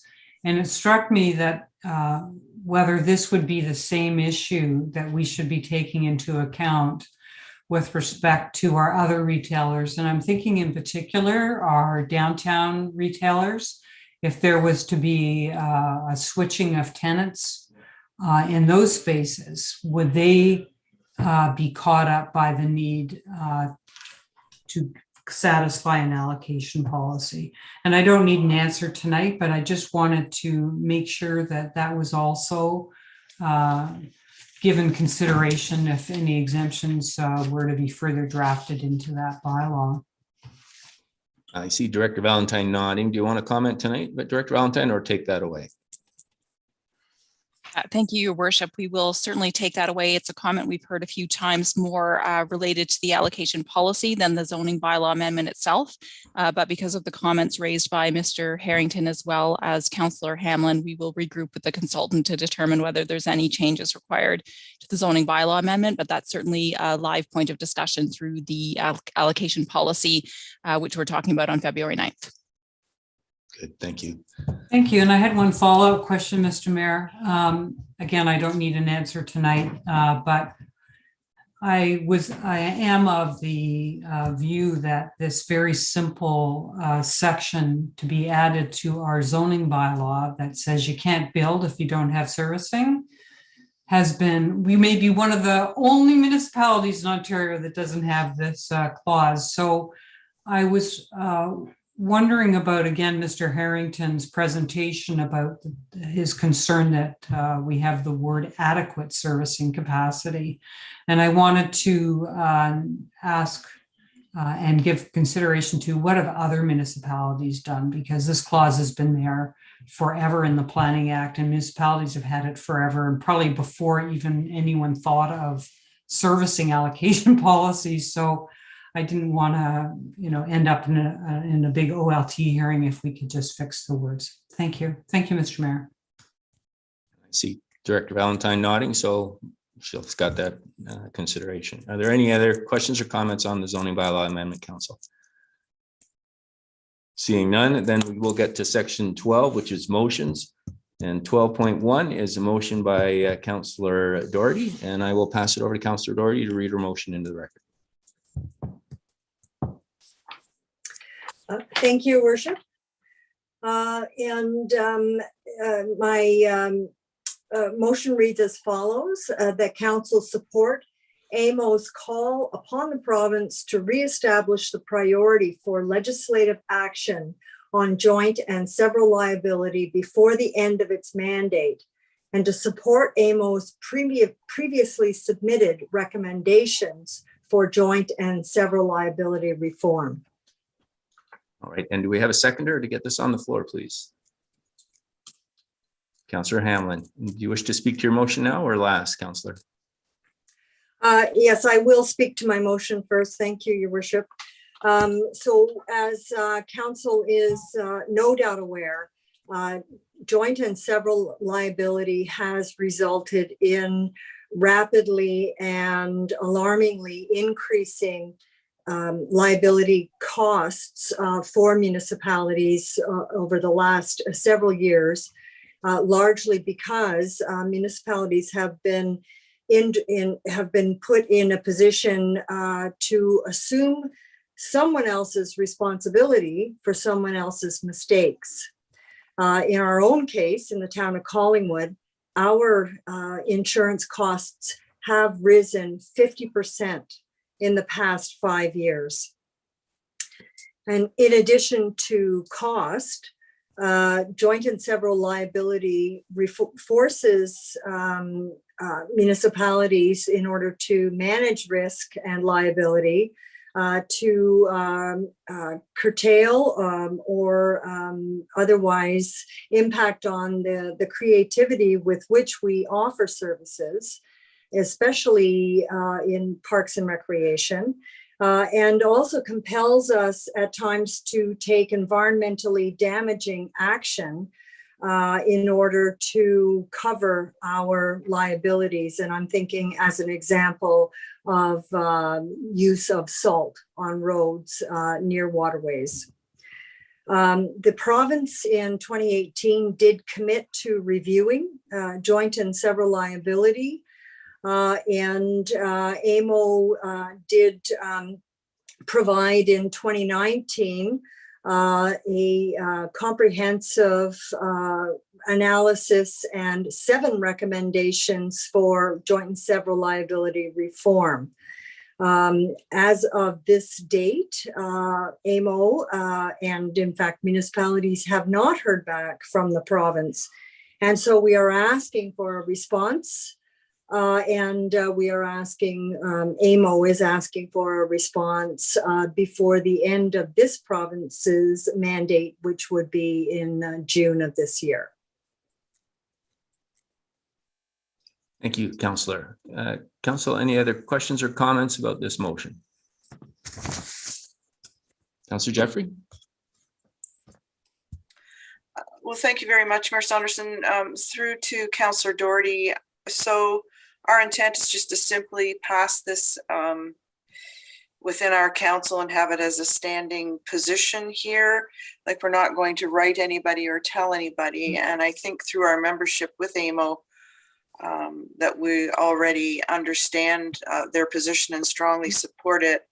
I remember President Dolan referring to it in 2018 at the AMO conference when she took the Premier to task for his buck of beer when municipalities were sitting on the challenges of not being able to have our residents toboggan because we had all these cases of the joint and several liability. So I guess maybe if Councillor Doherty could just expand on how we're going to be able to assist, because I mean, it seems like we're supporting AMO who supports us, and I'm just not really sure how it's going to benefit. I mean, it's important, but I'm just not sure what us doing this is going to do. Councillor Doherty. Thank you, Councillor. I guess it's very important for me to add that AMO has specifically requested support of its members' municipalities for their recommendations, and this reminder to the province that we are still looking for a response. Thank you for that. Any other questions or comments, council? Seeing none, then I will call the vote. All in favor? And that is carried unanimously. Thank you.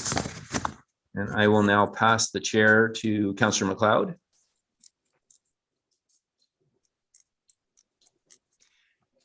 Thank you, Mayor Saunderson. And we are now on item number 12.2. And there is a notice of motion was provided by Mayor Saunderson at our last SIC meeting. And I will pass it to Mayor Saunderson to read in his notice of motion under item 12.2.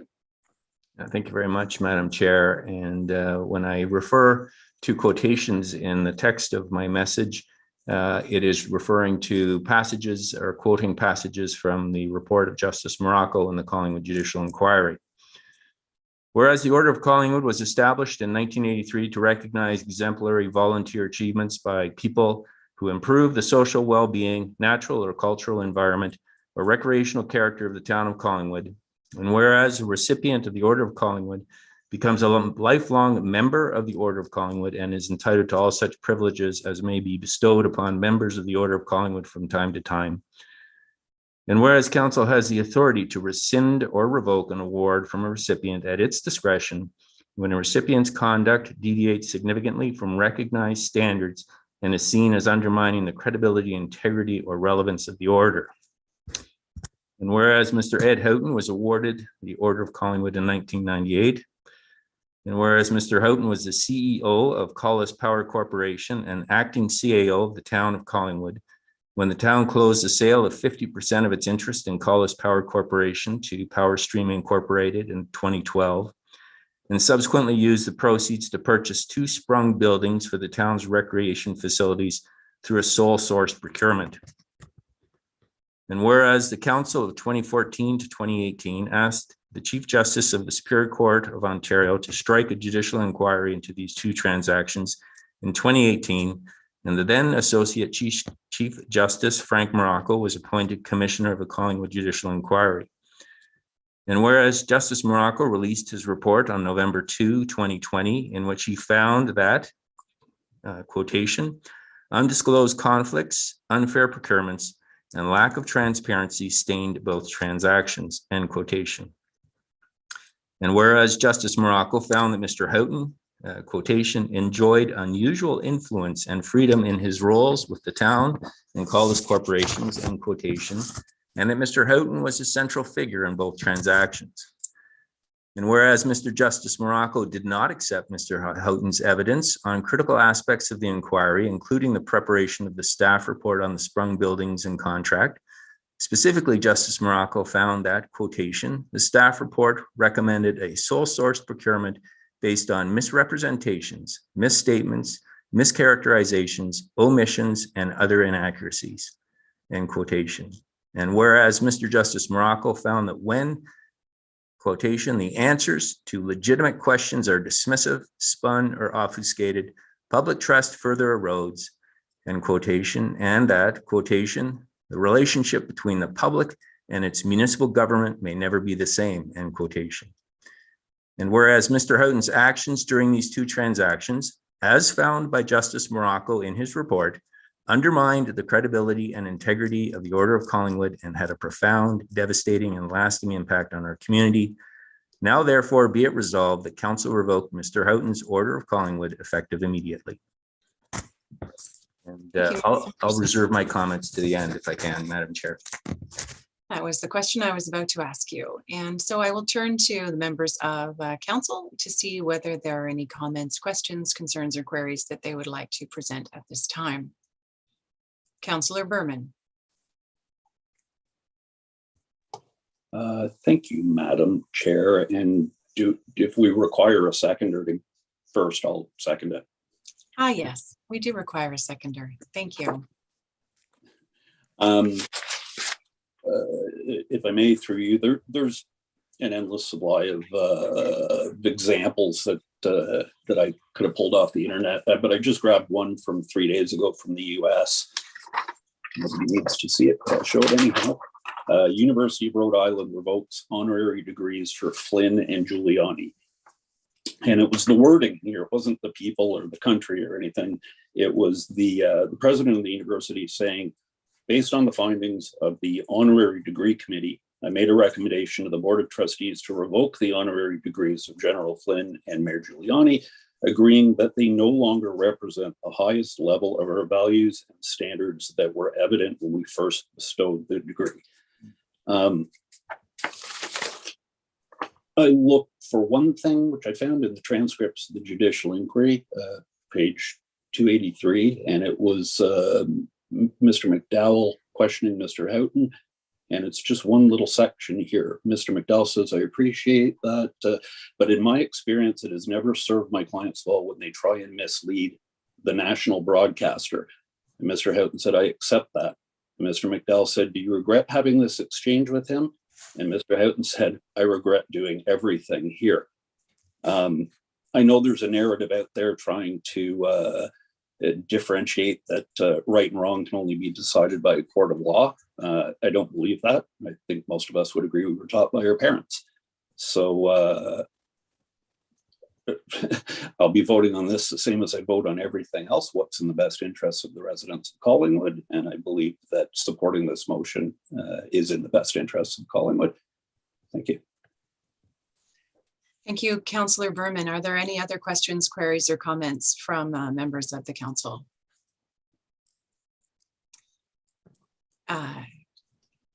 Councillor Hamlin.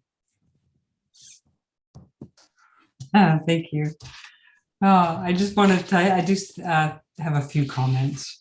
And I wanted to start by agreeing with Councillor Berman about right and wrong. And I remember my first year of law school when, nobody knows anything. We, professors are gods. And I remember one of our professors saying, all the law you need to know, you learned in kindergarten. And that, it's the facts. Everything is the facts. So thank you for reminding me of that.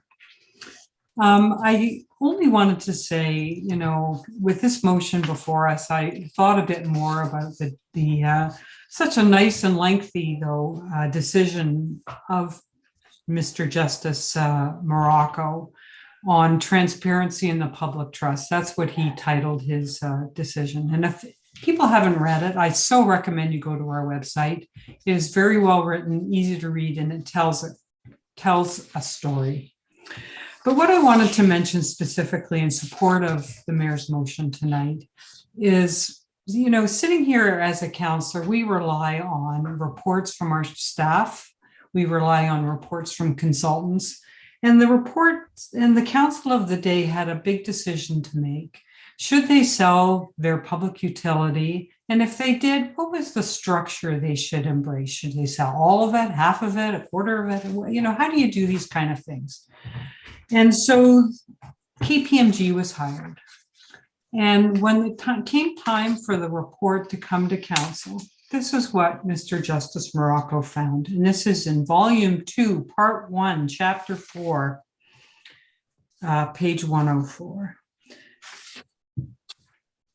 Mr. Houghton made a number of changes to KPMG's review of options slide deck. He did not provide his revisions to KPMG for their review or comment.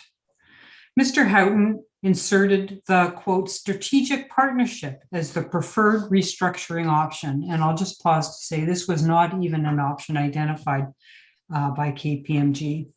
without identifying that he had not consulted with KPMG about that option. And then he goes on to explain in a chart form how Mr. Houghton had recast advantages into disadvantages and created his own advantages and totally misrepresented what KPMG had created as a report to council. So that is just one of so many stories in that report. And as I say, I welcome everyone to read it.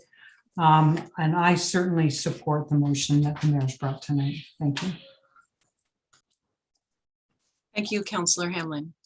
Any other questions or comments from the council? Councillor Madigan. Thank you. It's funny, I'm sure that people understand that we get text messages and emails throughout from people when we sit in these meetings, and somebody just sent me a message and said, you look very disengaged. And I thought I would speak to that. I think it's absolutely a horrible experience when we sit here tonight and we listen to a fantastic person from the Busby Centre talk about out of the cold and affordable housing and all the major things going on in the world with the COVID and the businesses struggling to stay forward, that we have to be focused still on the horrific acts that certain individuals and companies did to our community. And with the recent departure of a few of our colleagues, it really doesn't bode well for the community to have trust in its instilled elected officials. So on that, I'm not disengaged. I am humbled, that I got elected, and B, I'm very ecstatic that we have fantastic staff, that this would never happen again. I thank you, Mayor Saunderson, for bringing this forward, Steve for seconding it. People out there that write blogs can say that Steve and I are your lapdogs. I strictly define that I probably voted against more of the things than you have brought forward, but this one is a keeper, and I think I'm going to use the word pathetic, that with all the horrible things that are happening in our world today, that we still have to deal with this. I look forward to putting this whole judicial inquiry behind us, getting back to work, and instilling the trust that the people want from its elected officials and our staff in our fantastic town of Collingwood, where we have people wanting to come up and build and make our town better. So on behalf of me, because I don't speak for anybody else on this council, I'm sorry. And I will be voting to support this tonight. Thank you very much, Brian, for doing this. I appreciate it wholeheartedly. Thank you. Thank you, Councillor Madigan. Any other questions or comments from members of the council?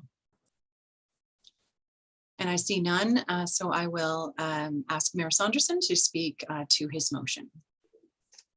Thank you, Madam Chair. And my comments will be brief. The motion itself was quite lengthy, so that I could incorporate what I thought were the important findings of Justice Morocco. But as pointed out by Councillor Hamlin, it is a story, and it is one that all our residents should know.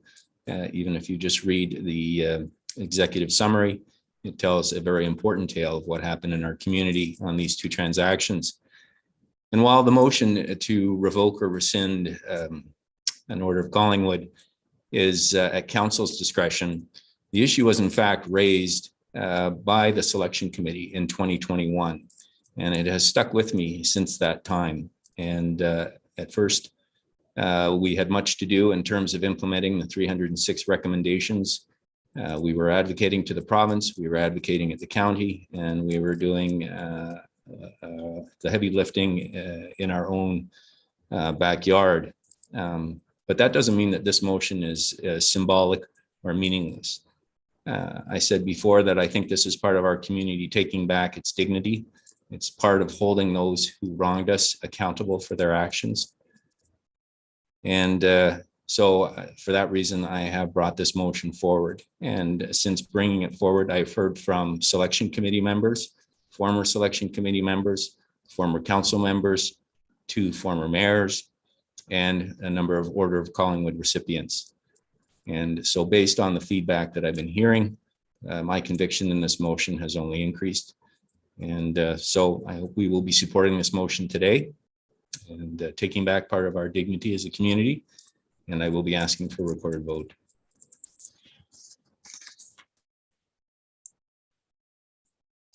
Thank you, Mayor Saunderson. A recorded vote has been requested, and so I will ask the clerk to perform that task, please. Thank you, Chair McLeod. All those in favor of the motion, please raise your yes cards. Thank you. That motion is carried unanimous. Thank you, which brings us to item 12.3 on our agenda, and I will again turn to Mayor Saunderson to read in his motion. Thank you very much, Madam Chair. And much of it we have already heard, but it is relevant for this motion.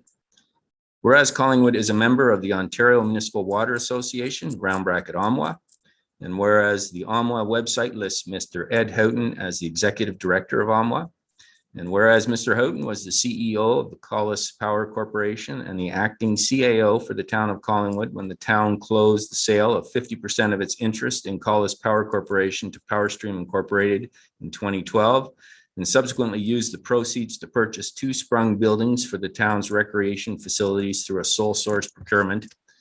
And whereas the Town of Collingwood Council of 2014 to 2018 asked the Chief Justice of the Superior Court of Ontario to strike a judicial inquiry into these 2 transactions in 2018, and the then Associate Chief Justice Frank Morocco was appointed the Commissioner of the Collingwood Judicial Inquiry. And whereas Justice Morocco released his report on November 2, 2020, in which he found that, quotation, undisclosed conflicts, unfair procurements, and lack of transparency stain both transactions. And whereas Justice Morocco found that when, quotation, the answers to legitimate questions are dismissive, spun, or obfuscated, public trust forever erodes, end quotation. And that, quotation, the relationship between the public and its municipal government may never be the same, end quotation. And whereas Justice Morocco found that Mr. Houghton, quotation, enjoyed unusual influence and freedom in his roles with the town and Collis corporations, end quotation, and that Mr. Houghton was a central figure in both transactions. And whereas Mr. Houghton's actions during these 2 transactions, as found by Justice Morocco in his report, undermine the credibility and integrity of the Town of Collingwood and had a profound, devastating, and lasting impact on our community. Now, therefore, be it resolved that Council terminate the town's membership in OMWA effective immediately. And further, that a letter be sent to the OMWA board and copied to all members of OMWA attaching this motion and the link to Justice Morocco's report, transparency, and the public trust report of the Collingwood Judicial Inquiry. Thank you, Mayor Saunderson. And I again will ask you whether you want to speak to your motion first or last at this time. I'm prepared to go first. Thank you, Madam Chair. And this motion obviously follows on the last motion. Collingwood has been a member of OMWA for a number of years. Our annual fees are currently $860 plus HST. We know from our work on council that we have direct liability under the Safe Water Drinking Act, and that we get that information through the Walkerton Water Centre, which was created by the province in the wake of the Walkerton Inquiry. And with Mr. Houghton's position at OMWA, if you read his bio on their website, he lists the fact that he was a CAO of the Collis Corporations in Collingwood, and that he was the acting CAO of the Town of Collingwood at the time. We are a member of that organization. I don't think it's a good investment in being involved in that organization with Mr. Houghton's involvement. And so the premise of my motion is that we terminate our membership. And by way of explanation, we send this motion as well as the link to Justice Morocco's report for the information of the OMWA board and its members. And Thank you. I will be asking for a recorded vote again. Thank you. Well, I'll be asking for a seconder, so which I have failed to do. Councillor Berman, thank you. And I will ask whether there are any other, Councillor Berman. Thank you again, Madam Chair. I'll be really brief.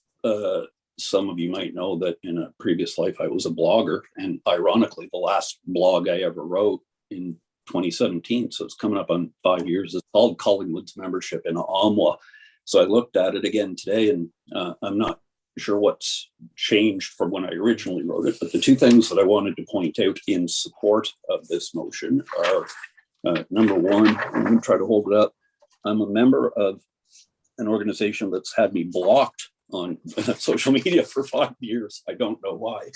And number two was when I wrote the blog, I was having issues with their communications because they shared a blog calling Call Us Report Debunks Block Conspiracies. And it was a local blogger that wrote it. So I didn't know what we were still doing with OMLA, and I'm surprised it's been 5 years, but I'll absolutely be supporting this. Thank you. Thank you, Councillor Berman.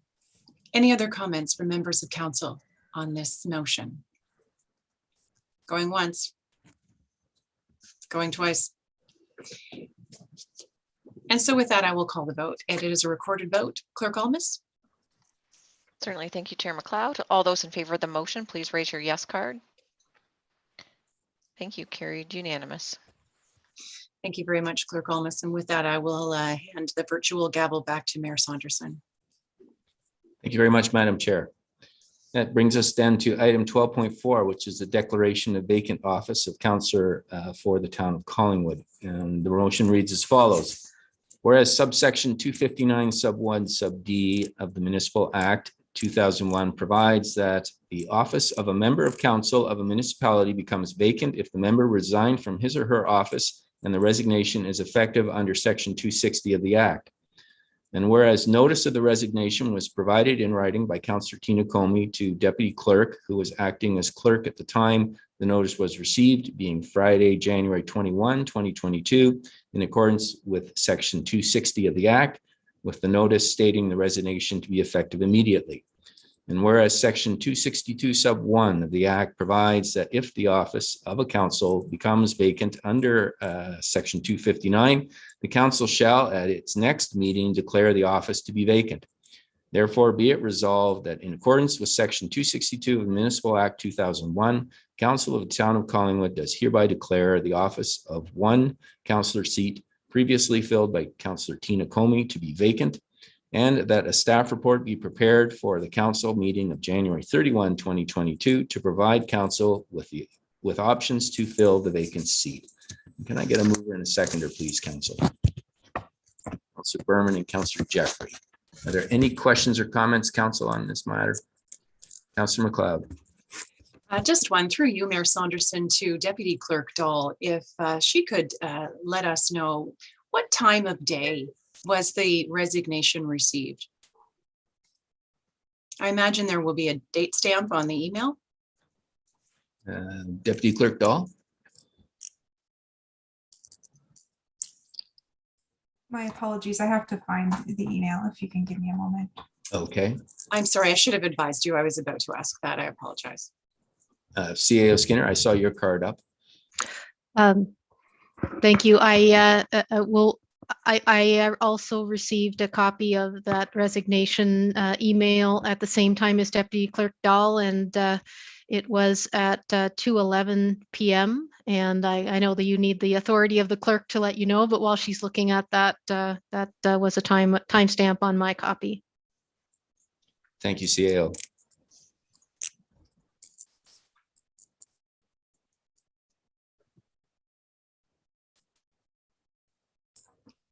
Go ahead, Deputy Clerk. Thank you, Mayor Saunderson, to council.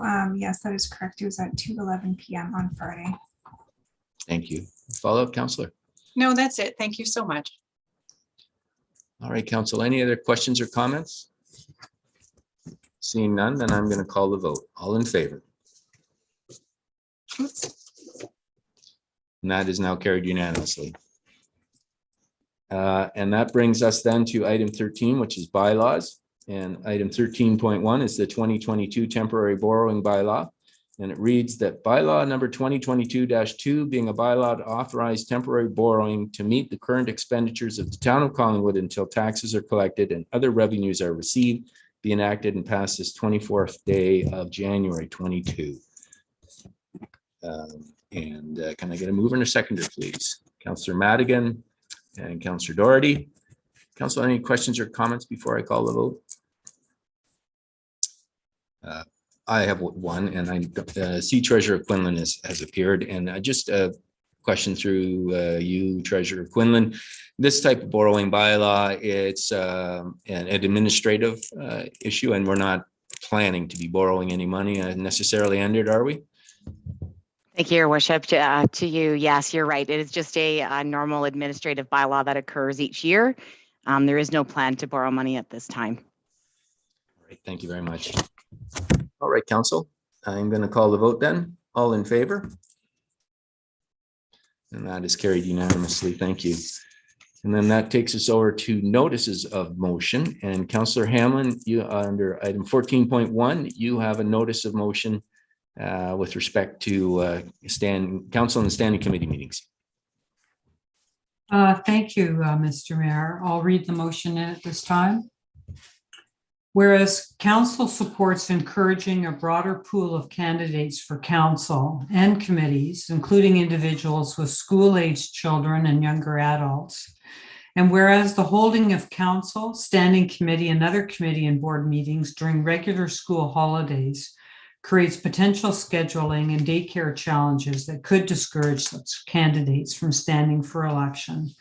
Therefore, be it resolved that staff prepare the necessary amendments to the procedural bylaw to not hold or schedule regular meetings of council, standing committee, or other committees and boards on a date that coincides with a regular Simcoe County District School Board holiday, inclusive of the December holiday break and the spring break that generally occurs in March, and that these changes be reflected in the 2022 Town of Collingwood meeting schedule, pending the approval of the amending bylaw. Thank you, Councillor. And that motion will be on the agenda for our meeting next week.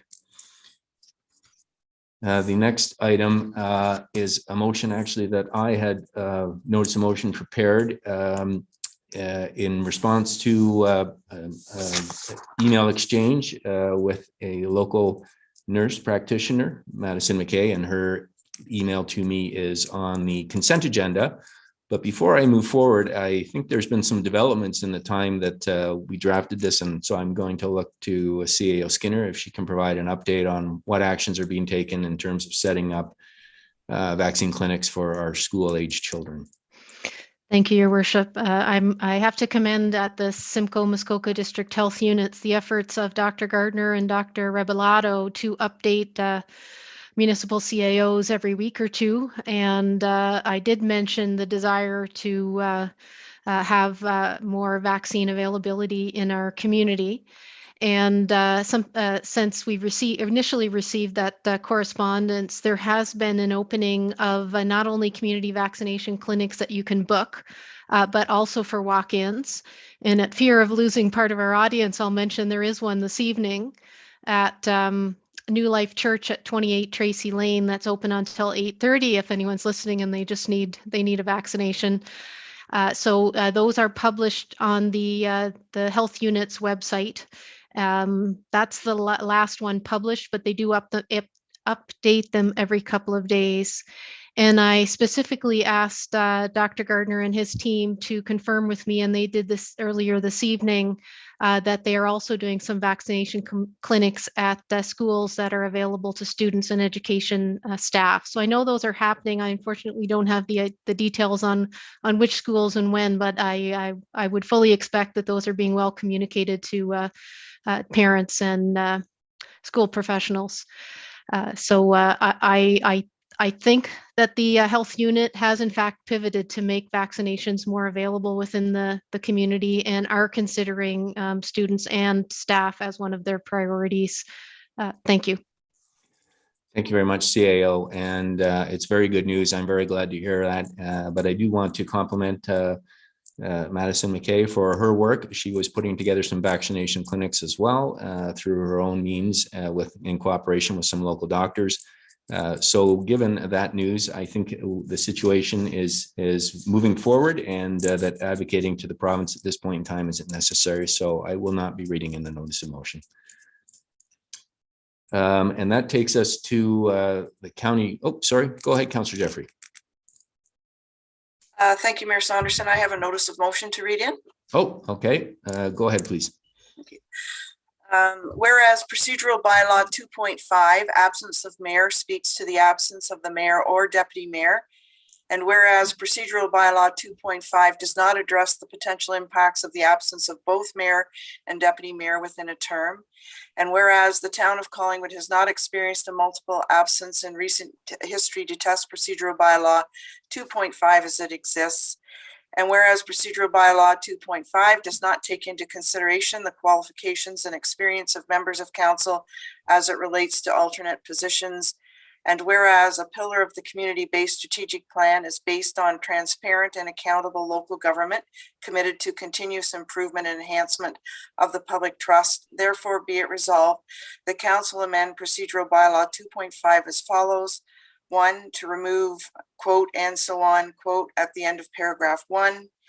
And secondly, to add after amended paragraph 1, quote, in the event of the absence of both mayor and deputy mayor, council shall appoint to acting mayor the member who received the highest votes and shall appoint acting deputy mayor and alternate bracket S close bracket from the remaining members of council originally elected to the term who express interest of accepting the appointments to the clerk a minimum of 7 days prior to the appointment decision with consideration based on the following criteria. A, leadership experience. B, participation in governance training provided by Town of Collingwood to council. C, municipal leadership training, brackets, AMO, etc., close bracket. D, committee participation beyond required standing committees of council. E, member attendance during the term to date. F, existing commitments. And G, other qualifications as may be deemed appropriate by council at the time of the appointment. And further be it resolved that the clerk develop for council's approval an open and transparent process for council to appoint the acting deputy mayor and alternates in the case of the absence of both mayor and deputy mayor. And further be it resolved that council direct the clerk of the town of Collingwood to implement the procedural requirements for public notice and engagement in a proposed change to a procedural bylaw. And so just by explanation, by way of the timing as explained to me today, is that council would consider this motion on January 31st. And if approved at that time, it would be required that the bylaw is presented at the February 21st council meeting.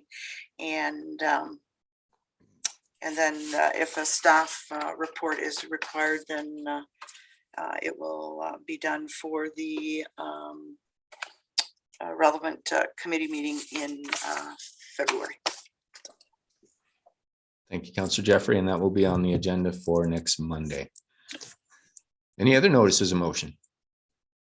Seeing none, then I will move on to item 15, the county report. I will be speaking to the waste cart exchange program under the consent agenda, and so I will withhold. Well, I'll bring a county report forward for next meeting. Which then brings us to the consent agenda, item 16, and the resolution reads as follows. The council herein received the general consent agenda, and further that the information and opinions provided in the general consent agenda items are those of the authors and are not verified or approved as being correct. And there are 5 items on the consent agenda. Item 16.1, Proclamation Crime Stoppers Month, January 2022. 16.2, Madison McKay vaccination site walk-in capacity for teachers and students. 16.3, County of Simcoe Solid Waste Management Card Exchange Program. 16.4, Sunvale Homes, comments regarding ICBL zoning bylaw amendment and land use planning policy study. And item 16.5, various emails with respect to the OLT report that we received tonight and processes. And there are 1, 2, 3, 4, 5, 6, 7, 8, 9, 10, 11, 12, 13 emails referred to. And then there's a 6th item. My apologies, I missed that. Item 16.6 is the Ombudsman's Office closed meeting investigation report. Can I get a mover and a seconder to get the consent agenda on the table, please? Councillor McLeod and Councillor Jeffrey. And I will be asking for items to be pulled, but first we're just voting to receive the consent agenda. So all in favor? And that is carried unanimously. Thank you. Are there items to be pulled tonight, Council? I've got Councillor Berman, Councillor Jeffrey, and Councillor Doherty. Go ahead, Councillor Berman. Thank you, Mayor Saunderson. 16.6, the Ombudsman's report, just for comment. Yes, got that. And we'll go then to Councillor Jeffrey. What item did you want to pull? Same item. Same item. And Councillor Doherty? Same item. All right. Well, then I will start with item 16.6, but I will also pull item 16.3, the County of Simcoe Solid Waste Management Card Exchange Program. And oh, I see Councillor McLeod. Councillor? Yeah, 16.3 as well. Ah, okay. So we'll start off with item 16.6. Go ahead, Councillor Berman. Thank you, Mayor Saunderson. Just for comment, because I remember in prior to the 2018 election that there were a couple of false narratives that became the election issues. One was secret meetings, and one was that the previous council was trying to block the hospital redevelopment or something. But regarding the secret meetings, I remember, I guess through you to the clerk, please. I remember that the town's website on the election page, that the clerk had done this really good explanation of the process of how things go in camera. I went to look for it yesterday and it's not on the page anymore. It might be somebody else, somewhere else on the website. So I think this would be a good opportunity to ask the clerk if it still exists, that link. Can we make it more visible? Because maybe that would stop some of the conspiracy theories about secret meetings. Clerk Thomas. Thank you, Your Worship. To address Council Berman's question, I know we did have a lot of useful resources that were available during the election period. And I can definitely ensure that we have a great accountability page as well for the town of Collingwood, and see what I can locate to see how we can ensure that that information is out there and people understand that both staff and council appreciate the significance of going in camera, knowing that, you know, it is very limited reasons of what can be discussed in camera. It has to stick to the agenda and the provisions that are provided in the Municipal Act. So we can definitely ensure that we can ramp up that accountability page to provide some more information about closed meetings. Thank you, Councillor Berman. Councillor Jeffrey, you also wanted to speak to this item. Asked and answered. Thank you. And Councillor Doherty? Answered. Okay, well, it's a 7-page report, but I'm wondering, Clerk Almus, if perhaps you can take us through the nuts and bolts of what the report was and what the finding is, so that our residents can understand. Certainly, thank you, Your Worship. So the Ombudsman's Office is our closed meeting investigator services. You can appoint an independent body outside of the Ombudsman's Office. We chose, had recommended, and Council agreed and approved to move forward with it because it comes with an investigation that is at no cost to the municipality or taxpayers. So the Ombudsman's Office did receive a complaint regarding 2 closed meetings held by Council on February 26, 2018 and June 11th, 2018. Both of these meetings were leading up to the judicial inquiry into the town's 2012 partial sale of the hydro utility and the use of the proceeds. We received this complaint in March 2021 after the judicial inquiry was complete. Basically, the Ombudsman's Office does a review of the closed meeting that occurred, provided with, again, only the Ombudsman's Office, an Integrity Commissioner, or a court can ask for records of a closed meeting. They were provided with the information. I believe they reviewed our procedural bylaw to ensure that appropriate notice was provided. Notice was provided in accordance with the Act and a procedure bylaw, as well as the investigation has to conclude that the reason and the discussion that occurred in camera was specific to the exemption that's required under the Municipal Act, that being information related to solicitor-client privilege. And the Ombudsman concluded saying that they have the analysis. Let me just find the actual report. It concludes that council for the town of Collingwood did not contravene the Municipal Act 2001 and when it received legal information and advice in camera on February 26, 2018. And furthermore, council for the town of Collingwood did not contravene the Municipal Act 2001 when it went in camera on June 11th, 2018 to discuss the fee quotes for prospective legal representation at the inquiry. So there was no adverse finding, and council held an appropriately called in-camera meeting, 2 in-camera meetings. Thank you very much for that summary, and thank you for your guidance in those proceedings. They've clearly been verified by the Ombudsman. Unless there's any other comments on item 16.6, we will go to 16.3, and I will look to Councillor MacLeod. Thank you, Mayor Saunderson. I just wanted to be sure that this particular item was highlighted as you and I were both at County Council last time, and thank you for the opportunity to read 1,504 pages of an agenda. And this was an item that was quite hotly debated among people right across Collingwood, and indeed across Simcoe County. When the carts were first rolled out, there was a lot of consternation and concern among people about the size of these things. And so as of now, people can register to switch them out for smaller ones. And so good news all around for those now that we're a little more used to it. Maybe fewer people will be concerned, I'm not sure, but the opportunity is there. And I will leave it at that. Mayor Saunderson, you also wanted to speak to this. I did, thank you, and thank you for that introduction. So there is a notice on the Simcoe.ca website, and for those homeowners that want to exchange their carts, if you go to carts.simcoe.ca, you can find out the information about swapping in your carts for smaller sizes. The exchanges will be free of charge from now until June 30 of 2022. And you can submit your carts online, or you can call the following number, 1-800-263-3199 to phone it in. It's more efficient if you can do it online, but if you don't have that capacity, it can certainly be done by phone.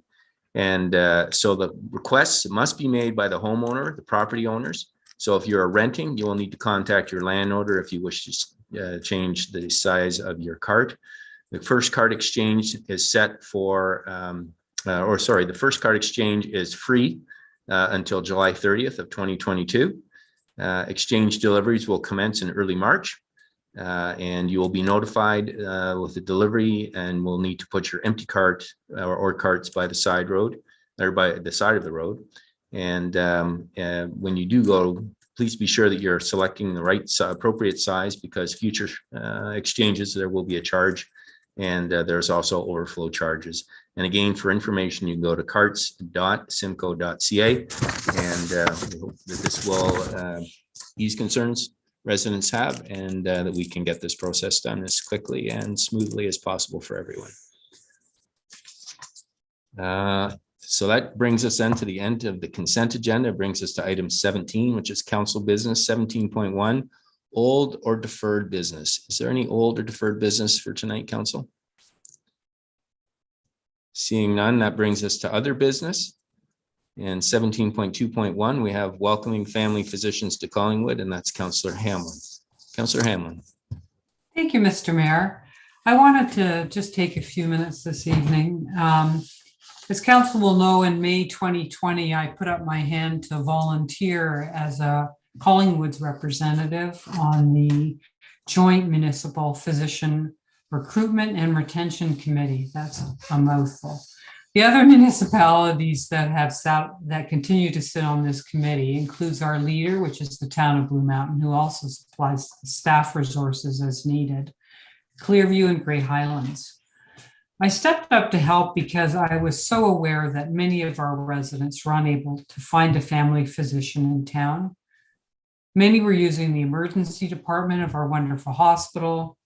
Others, more recent or people who are newer to town were traveling up to 2 hours, in other words, 4 hours round trip to access their old family doctors. And I had my own experience with this issue.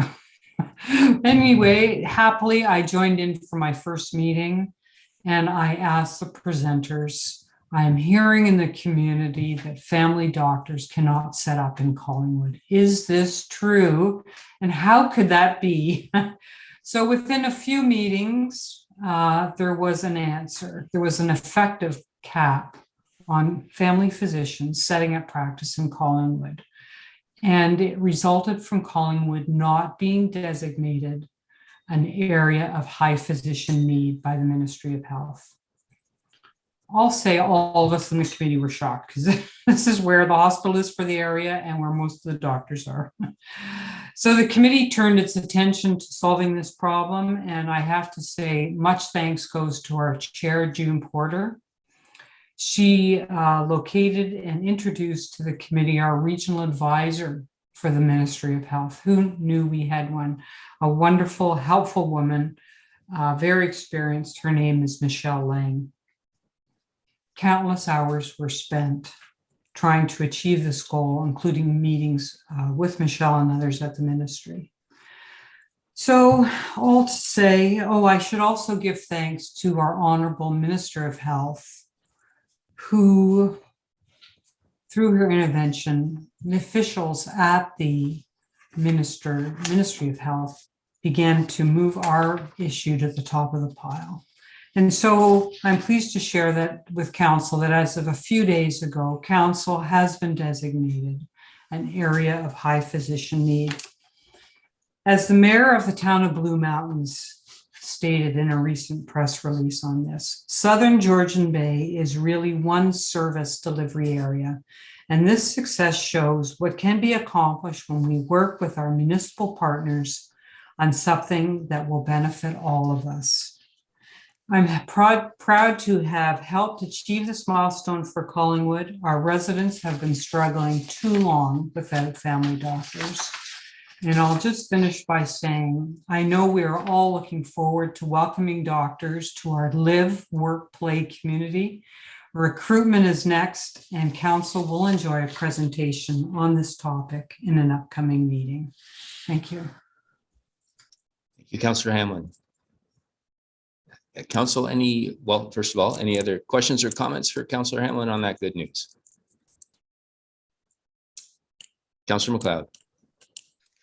Thank you. And just before we get that presentation in the next couple of weeks, what are the practical ramifications of being named a high need priority, whatever it was that we are named now? Does that mean that we get some more money from the province, or does that mean that there's a wining and dining process that begins? What is it exactly?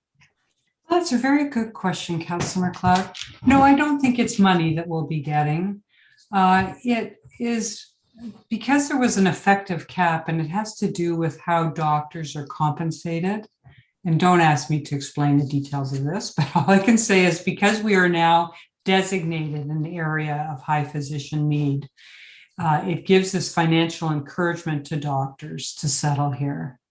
How will we recruit those doctors? That, of course, is the whole purpose of the committee. They had to solve Collingwood's problem first. And I think that's going to be our challenge as a council. How far do we want to wade into this? I know I've had discussions with some of our senior staff. They think doctors will come here as soon as the doors are allowed to be opened. And I hope that will be the case, because that would be the easiest for all of us.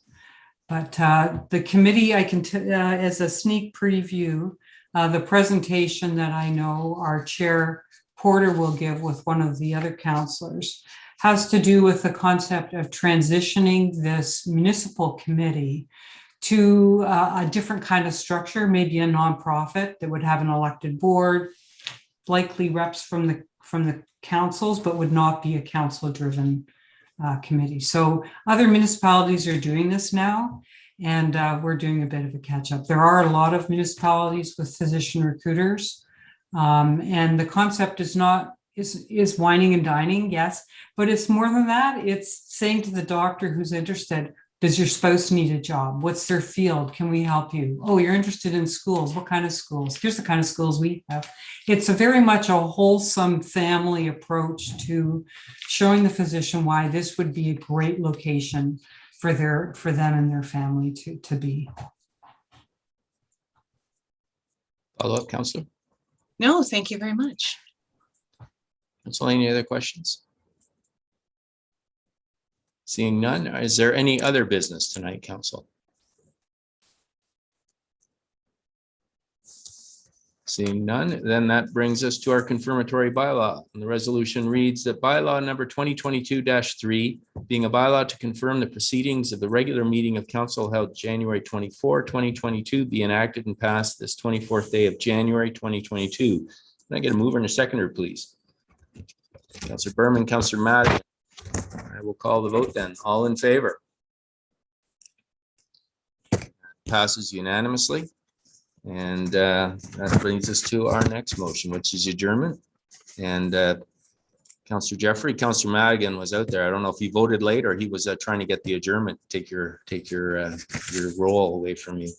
Anyway, Council, thank you very much for tonight. It has been a busy afternoon and a busy agenda, and we made a lot of headway tonight. So thank you for that. And say good night and thank you to staff too. You need to call the vote on the adjournment. Oh, call the too. vote. There you go. I'm delaying it. All in favor? That is carried unanimously. Thank you very much, everyone. Good night.